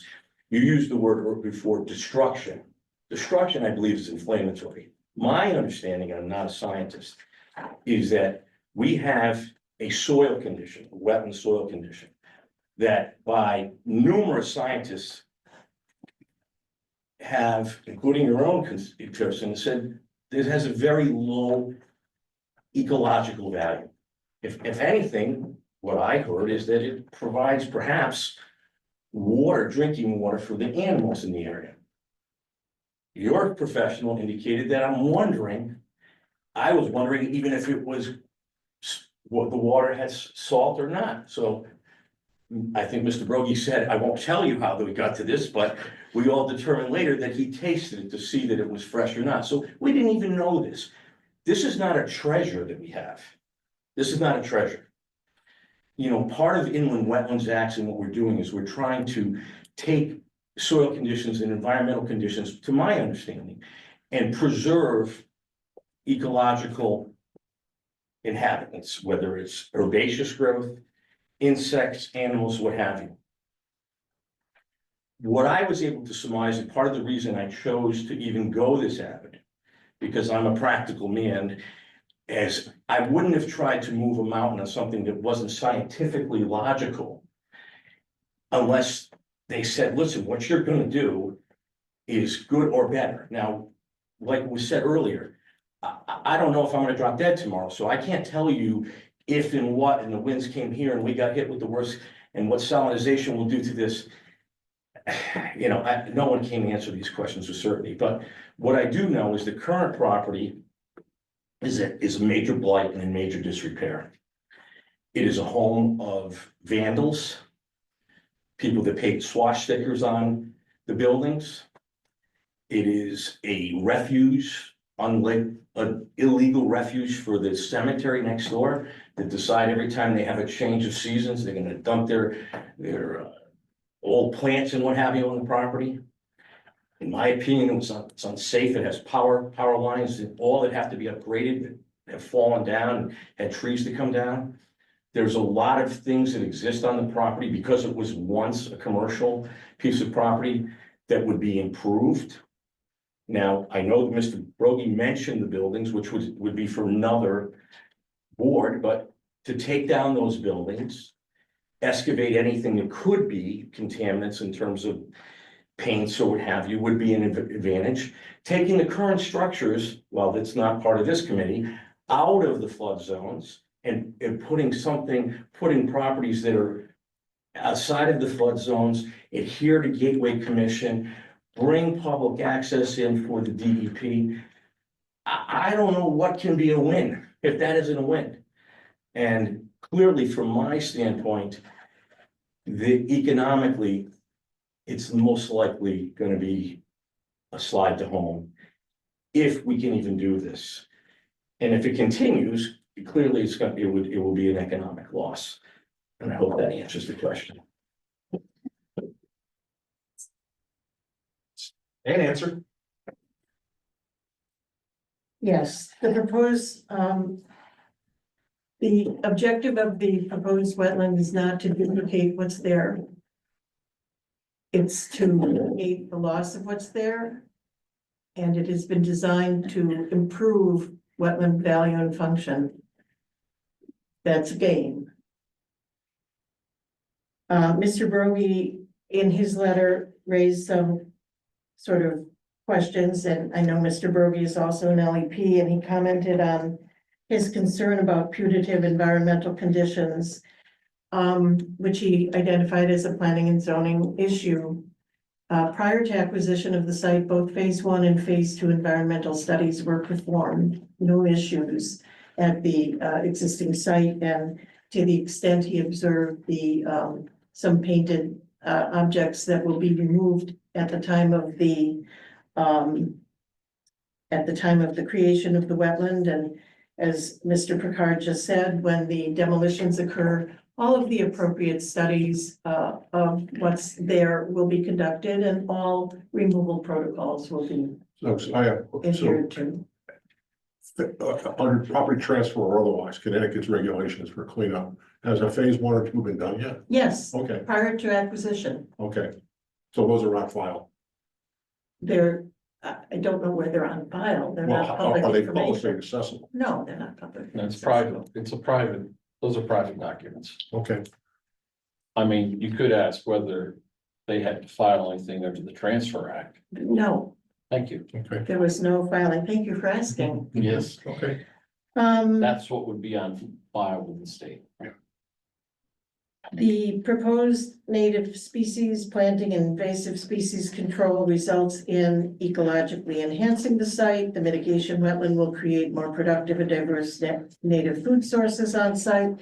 The proposed development, as we've now stated many times, includes an affordable house among the 5 houses, and the proposed public access and walking paths are very important. Increased rights to the public to experience and enjoy the conserved resources on the site. There is currently people who visit the site trespass. So the social benefits associated with this proposal extend to the entire town of Old Saybrook and beyond, and on balance, should be approvable by this commission. With respect to some of the commentary this evening, as Mr. Picard said, with respect to the amount of the tree removal, each of which has been studied, and that report has been provided to the town, I think to the commission. Hundreds of trees and shrubs are being planted. Mr. Logan has answered the time for creation or function of a wetland. All of the concerns about flooding and storms, these are real things that we have. I live in a coastal town as well, but they are not evidence. They are speculative as to effects. And certainly during the initial phase, there would be an obligation to recreate, replant, and reconstruct, although Mr. Logan is confident as to the viability and efficacy of the effort carefully conducted. With respect to the Saybrook Village Independent Living Facility, concerned again about salamanders. We have a vernal pool study, and it is not a vernal pool. And the other species about whom we all in general care, not before this commission. And also the concern about plantings.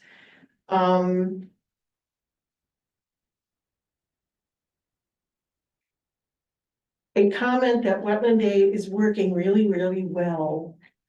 Given its identification and analysis as low functioning, is simply not supported by any evidence, except to say that Wetland Day is still Wetland Day. It is still there in its low function and low value from a wetlands perspective. Based on the absence of countervailing testimony, except of course for the resistance to fill a wetland. But it is the case that not all wetlands are created equally. And the Wetlands Act itself speaks to, at 22-836, in that long poetic discussion about the irreplaceable natural resource, talks about the Wetlands Act and the Wetlands Commission to achieve a reconciliation of conservation and development. It's not conservation at all costs. And that is why I will, for the last time, insist that it is not irrelevant that this is a low functioning, single isolated wetland, that its functions as they exist are going to be replicated and exceeded at the replacement site. And that even that there's tremendous resiliency which Mr. Logan and even Mr. Brogy imply in the ability of all of natural forces to be resilient, even in the wake of, perhaps literally, of storm surges and storm damage. So that cannot serve as an absolute barrier because there's no specific evidence one way or the other. No specific evidence one way or the other. We are speculating as to the scope of damage, the timing of damage, the existence of damage, the event of damage, all speculation. Again, we can agree that climate change is real and that there are storm incidents. But we can also agree that the North Cove is it's either under the harbor management plan or some other documentation in the town of Old Saybrook, a safe harbor. It is where boats are moved to work, to be through the storm because of the characteristics of how it has behaved as a storm. It is a safe harbor here in the town of Old Saybrook. So absent any other questions, we urge the commission to be reflective on the viability of this plan, that there is no feasible and prudent alternative to what is proposed for the myriad reasons that we've identified, and is eligible for your approval. And this is the original one is on top, and I would pass these letters to a clerk and distribution potential. Okay, thank you very much. I guess I'll allow first any comments before we jump to questions from the commission. I guess while it's still fresh in people's minds, I'll allow for some limited commentary from anyone in the gallery who wishes to raise something new that was said. So, I have one further comment, and it goes to the comments we were discussing before that I omitted in terms of the cost. Ecologically, as I said to you, our team, which was made up of numerous landscape architects, arborists, Mr. Starsky, Mr. Davidson, Mr. Logan, lots of efforts went through here. But the other thing was ecologically, one of the things that was brought to my attention was that the Phragmites situation is which is not an inland wetland, but it's part of the tidal wetlands, is considered invasive. And there's been grants and things that are going on to try to eliminate this, to enhance other parts of the ecological ecosystem. And we had agreed as part of this plan that we would contribute to that along our property. Currently, it is being done by Shelter Cove.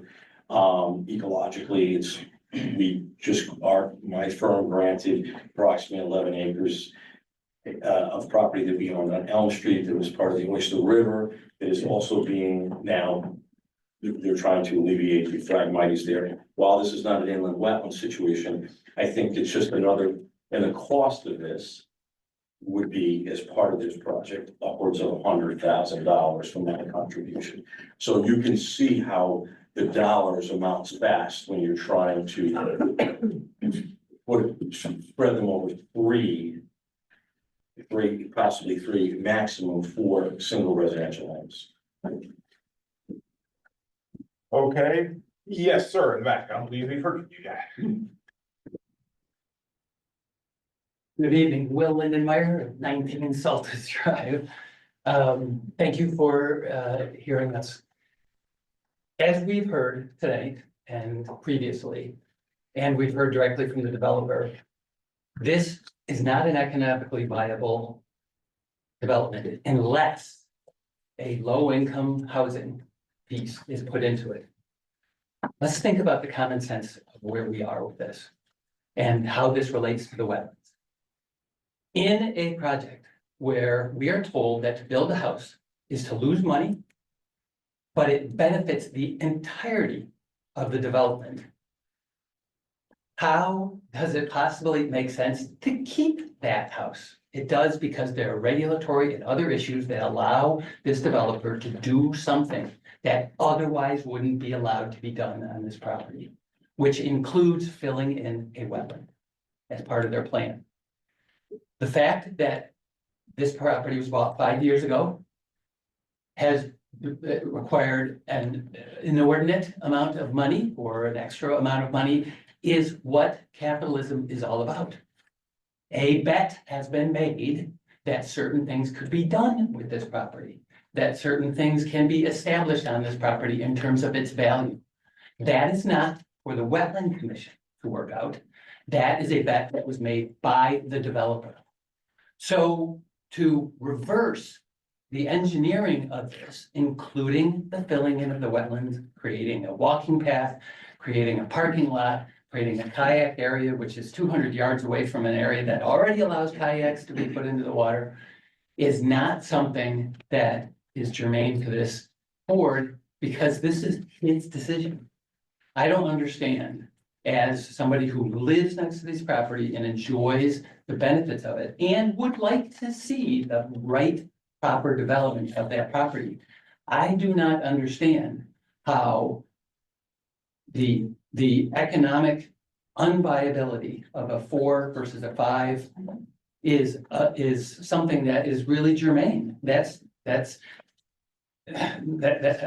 speculative. That's beyond what I understand is the purpose of this group. So if the fruits of needing a plan that requires a low-income house, which is set among no other houses where there's low income, it's one house that would allow for the filling in of the wetlands, is nonsensical, is non-viable. I don't understand how there's any lack of evidence that this doesn't make sense. In the same way that we have been told that there is no evidence for certain elements of science, certain elements of practicality to this, that with all due respect, there's no evidence that the experts that have been provided testimony here are right. Things go wrong. In their own estimation, they've said, well, if things don't go right, we can do this and that and the other thing. That's evidence that things could go wrong. So what we're talking about here, it would seem to me, as someone who is new to this process, who is, yes, a neighbor, but who would like to enjoy their property and see progress. I don't understand how doing backflips by having a low-income house leads to the filling in of a wetland and the concerns of storm surge and what might happen to that. Thank you very much. Mr. Chairman, a point of clarification. I had 2 questions. Number one, on that piece of property, is he required to have an affordable unit if he builds 4 houses? And then number 2, to my knowledge, there is, I didn't think that there is a requirement to put in public access specifically within, let's say, a development of 4 houses. Am I correct in thinking that? So number 1,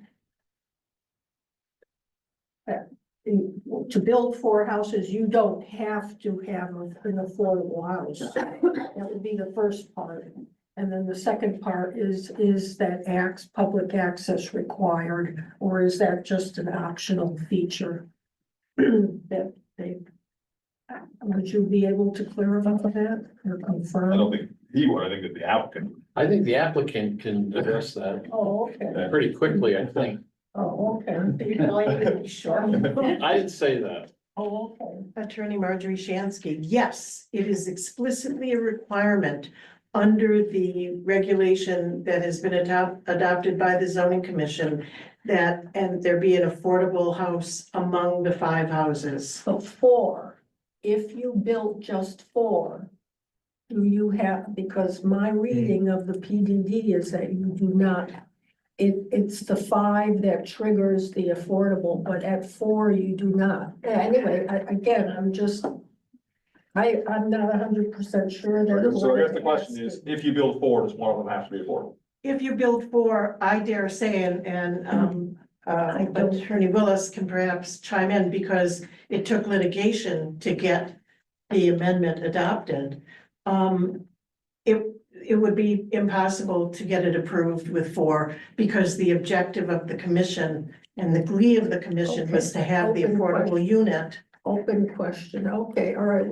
The second question had to do with public access. Absolutely. There's a coastal site plan requirement associated with any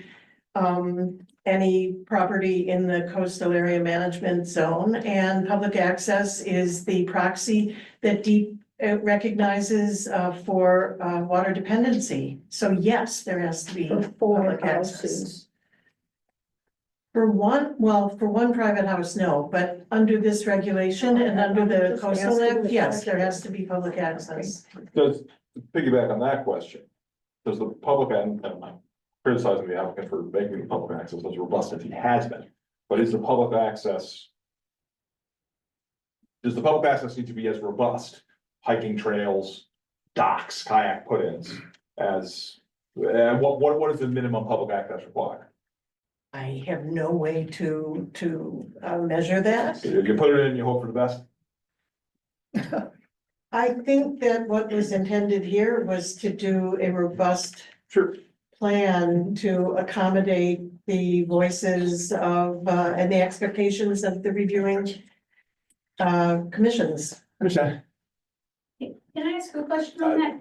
Is it tied to the holding of land in common? Because Saltus doesn't have public access and there are 8 houses on that road. Well, I think it's suffice to say, they propose what they propose. They're saying that that's what they have to do. They have presented no other alternative site plans with any less number of houses or any reduced number of access, because their claim is that that makes that doing any of that will make it economically unfeasible. Right. Fair? And likely regulatorily unacceptable. There we go. We have the plan that we have. That is the plan we have. No other alternatives have been presented because the applicant claims no other alternatives exist. Other alternatives have been examined, other alternatives have been explored, including the boathouse, and this is not a. But not presented to us. No. Okay. Okay. Anybody else? Okay, I'm going to suggest we take a brief bathroom break, myself, if no one else, and then we'll come back and we'll Thank you. we'll take it up.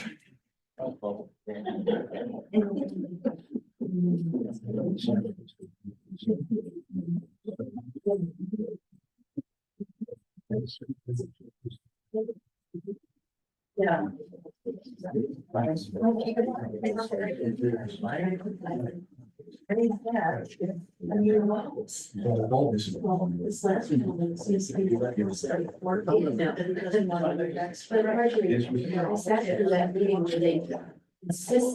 They insisted that we put in a word.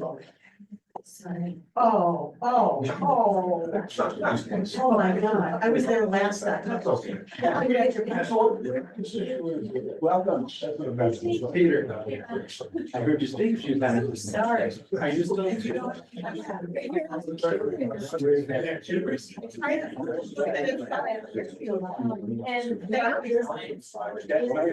Environmental education. Credits for the panel. For science. Two of them is teach others. This is lots of years. 1970. I graduated from Fairfield. And I was a bio major in chemistry.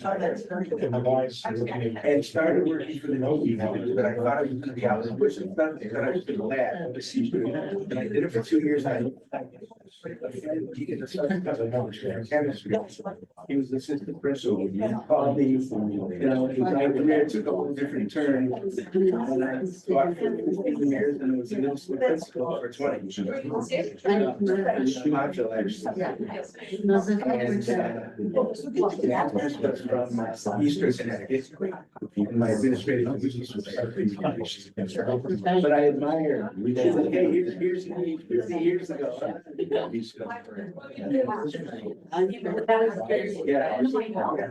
nice addition. Bring our average age way down. Your first meeting. Trucks going in and out. I don't think, I don't know. No, I don't think. Yeah.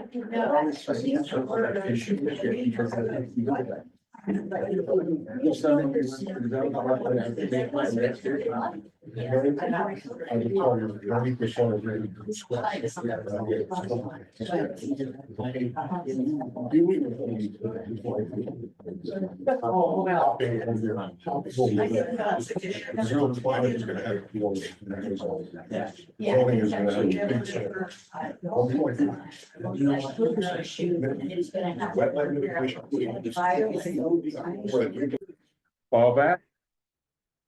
Okay, we are all back. I think we have heard from everyone who has something that they want to say online. Oh.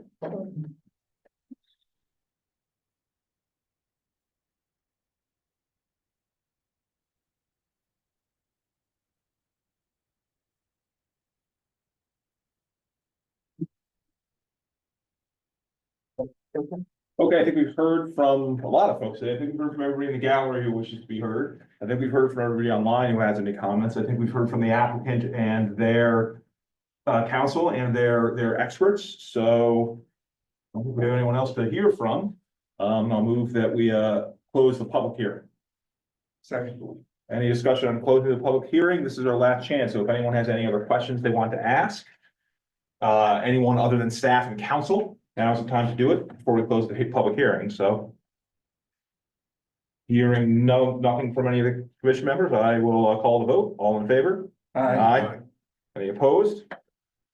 Hearing none, the motion carries. The public hearing is closed. Okay, so now we begin to deliberate. And we will accumulate this in a vote, whether tonight or, I don't know if we have any more time, but it might have to be tonight, and that's fine. I think we might be ready to. We've certainly heard a lot of information. So I guess I'll start with calling that question.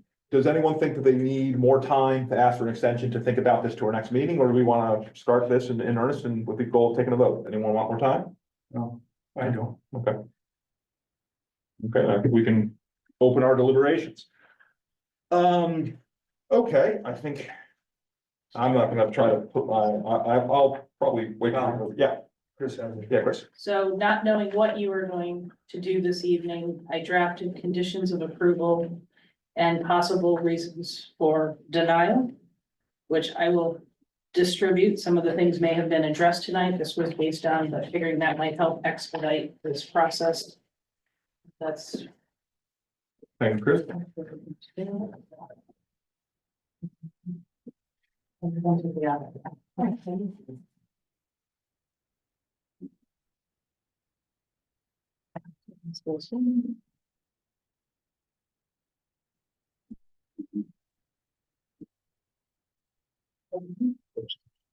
Yeah. You go. Okay, so thank you very much, Chris. Do you have any? Let's see here. All right, so I guess does anyone want to go first and say what their thoughts are as we deliberate? Particularly each to be heard before I start calling on people. Okay, well, I will give my preliminary thoughts, I guess. Sure, anybody can talk. Yeah, sure. No back. I will. Okay, go ahead. Voice my Yep. concerns. I think the elimination of any wetlands is needs to be a serious consideration. We're only granted so much at this point in our creation. And whether it's highly functional or low value function, it's a natural wetland. And it functions and it has functioned at some level over the years. And with what our duty as an inland wetlands and watercourse regulations means is that we have to take in all the considerations that are presented in front of us for this particular property, for the particular existing wetlands, and for the proposed remedial, wetlands to be placed there. And many of the other comments and statements that are made this evening and previously do not really have any bearing on the decision of whether it's a wetlands or it's not a wetlands. Do we allow it to be filled in or we don't? But from the understanding that I have of the regulation as it's written into the state statute is to protect wetlands. And I see that these wetlands existing should be protected. Good, thank you. Anyone else? Okay, Yeah, the possible conditions of approval, I see that it's been picked up on that prior to any construction going on, that this whole groundwater monitoring program will be implemented for a sufficient period of time to understand what the groundwater regime is in the area that is proposed for this replacement well. The other item is that the wetland monitoring plan that has been proposed for the new reconstructed wetland, okay, is gonna have a minimum period of 3 years. Where, as I read it, the owners are gonna have to provide a report every year as to what the condition of the wetlands is, okay? The question that I have is that after that 3-year period, can that whole issue be reopened and continued? And then the question is who makes the judgment that, well, there have to be some improvements made to the wetland in order to get it up to the function that we believe is necessary? I'm just gonna interrupt. So we have 5 voting members. 6 voting members. I seated Jay. Yeah. Peter's here. How many regular members on your board? Okay, just checking, so Chuck's missing, so. What's missing? Okay. Chuck's I missing, just Liz, making Yeah, we wanna sure- make we sure. wanna make Yeah, so sure that are we good? We have- seated Okay. and- Yep, we got it. Seated. Yeah. Mark said he listened to the records. Yep, He said she listened to everything, so we're prepared, I think. yep, all Okay. set. Okay.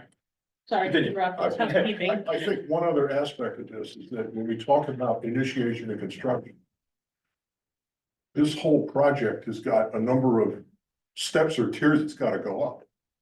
Actual construction of anything out there, even if we approve it for the replacement well one, is not, it's not gonna happen until after they get all of the other approvals, including planning, including zoning. So there's gonna be a time gap in that regard. Well, that's just my point, I guess. Well, for my part, Mark very articulately and concisely captured my own thoughts, and I agree with that. Okay. Thoughts? Yeah, I have to second, what you both said, where you're looking at whether or not this application will damage, and irreversible, or damage the wetlands and cause harm to the wetlands.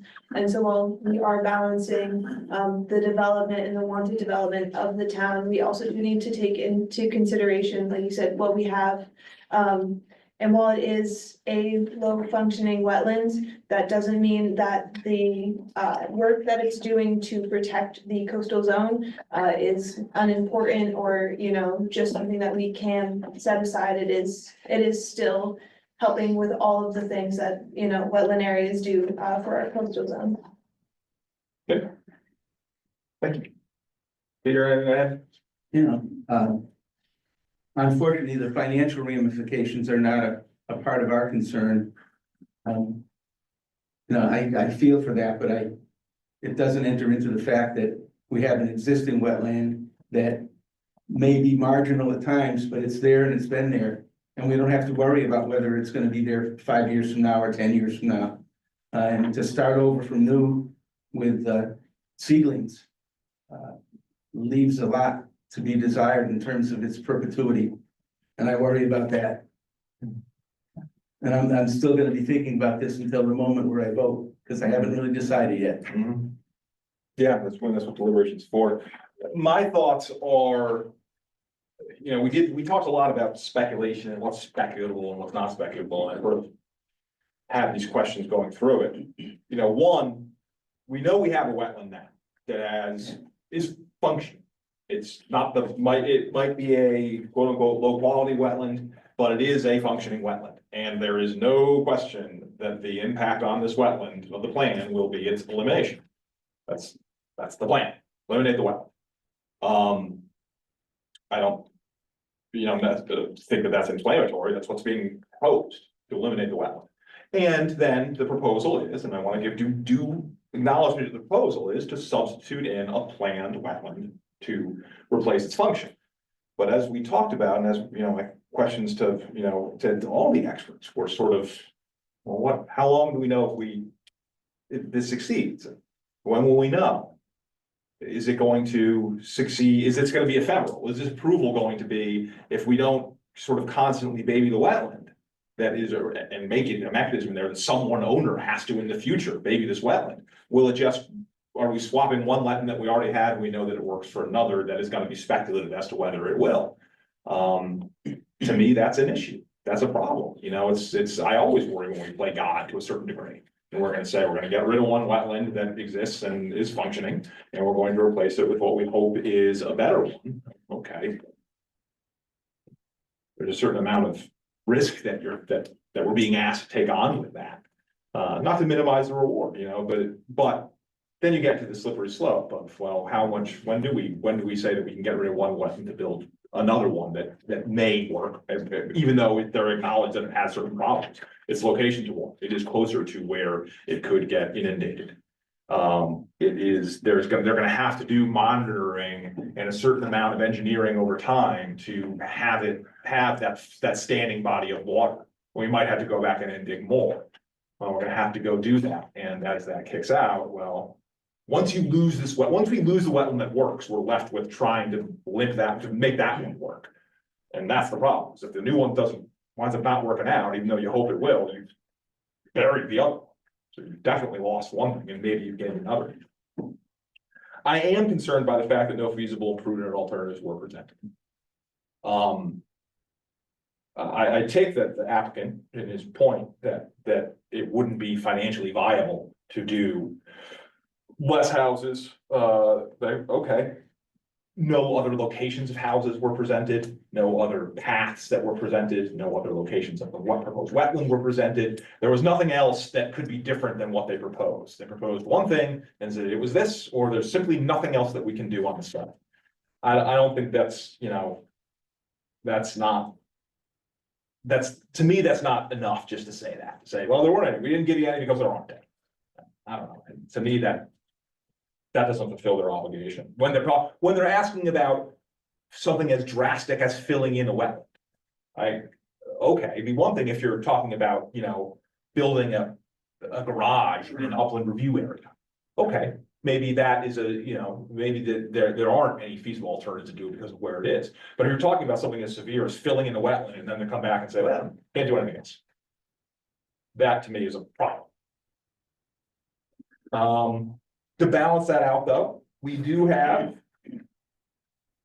the thought that they are, proposing access to the public. They are proposing a wetland that is going to be a potentially higher functioning wetland. And they're going to do things like eliminate some of these invasive species. So it's not a slam dunk by any means, where I'd say absolutely not or absolutely yes. I think it does take a lot of deliberation, but I'm leaning towards a non-approval because I have a problem with just eliminating a known asset that we have for the hope that we swap something in that's going to take a long time to develop and take hold. And we have to take on a certain degree of faith that whoever is the steward of this wetland moving forward is going to do all that. A lot of promises are being made tonight, but we're really looking at somebody in the future who's going to fulfill those promises, and that's. Well, that would have to be the property owners. And therefore, you're gonna have to, it would require, I think it would require, if what I heard is this is gonna be some kind of a homeowners association. Well, the 5 properties, And it's gonna have to be made very clear in their deeds, okay, and the bylaws of that commission that they've got this additional responsibility. It's like a common fee, if you will. I mean, it wouldn't be unusual to have that happen. I don't mean about wetlands, but just in general. Right, but I don't know, I guess I'll ask council, if this, we have no way of conditioning that. I don't think we can make it perpetual. Right, we can make it for a set time frame because this is all about an activity. All right, and this is a mitigation of that activity. So the experts have proposed 3 years as a standard time frame at this point. So if you wanted, you could make us condition something longer, but I don't think you can make it substantially longer. It's not a perpetual wetlands obligation. But the elimination of the wetland is perpetual. Absolutely, yeah, no, it is. That lasts forever. Yep.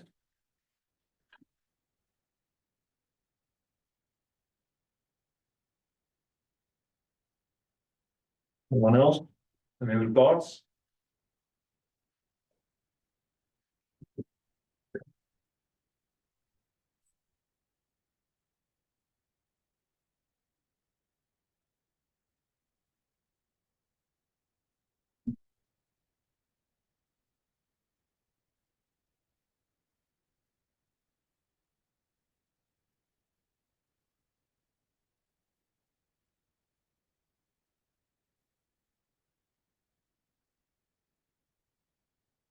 All right, I will make a motion. I'll move that we deny the application as presented for the following reasons. The environmental impact of the proposed regulated activity, including the effects on the inland wetlands and watercourses capacity to support fish and wildlife, to prevent flooding, to supply and protect surface and groundwaters, to control sediment, to facilitate drainage, to control pollution, to support recreational activities, and to promote public health and safety. In relation to the proposal to destroy the wetland, and that it will impact the wildlife supported by this wetland. In reference to our regulations 10.3A, a reason for denial. Excuse me 1 second. Mhm. Just so you know, each reason for denial or their consideration, let me say, for decision is listed out and the italic was a potential reason for denial. So you're Okay. actually reading the criteria for decision. Mhm. So you just read 10.3.A. Mhm. So it doesn't have to do, Okay. it may not have to do with fish in this case, Right. but that's the actual Correct. section that's The being section. cited. The proposals to destroy the wetland will impact the wildlife supported by the wetland as referenced in consideration for decision in 10.3A. Second reason is the applicant claims that reducing the number of units would not be economically feasible, but has not provided any evidence of this. There have been no alternative locations for dwelling units or relocation of the dwelling units, and that could have been provided as it relates to criteria of decision 10.3B. That the commission does not support the destruction of any wetland, and the wetlands are resources that must be protected in relation to our criteria 10.3D. And that the impacts of the proposed and regulated activity with regard to 10.3F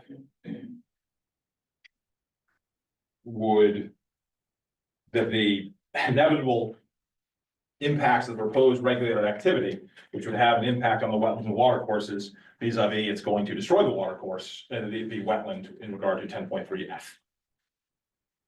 Second. Okay, any discussion? Call the vote, all in favor? Aye.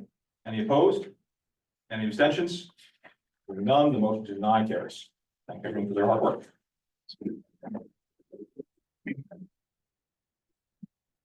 Okay, moving on to, thank you everyone, thank you members of the public. Thank you for all professional, thank you to the applicant for the hard work. We appreciate it.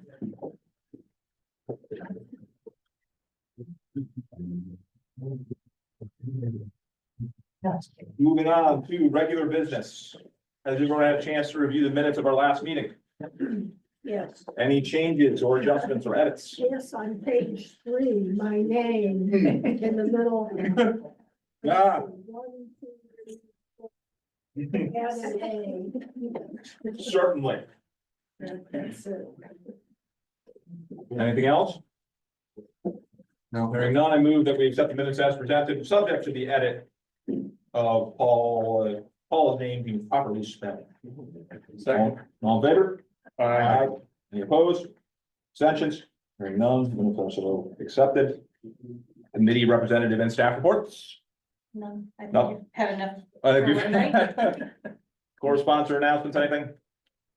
Nothing? Okay, well, thank you all very, very much. This was a, I have an announcement. Yes. I believe this Saturday, there is a wetlands, Yes. training session. I forget, I think it's virtual and in person. Adam, is that how- Yeah, Adam, Half a day. I didn't think, yeah, half a day, I didn't think, I forgot to, hopefully Christian might forward it to them. She sent it, she sent something. All right, never mind, it's repetitive. I'm attending. oh, excellent. Thank you very much. Oh, that is great. Anything else, anybody? All right, well, thank you all very, very much. Tough one. Hard decision, but you know, I'm glad we were able to. Adjourn. Motion to adjourn. Second, all in favor? All in favor? Aye. All right, thank you, everybody. Aye.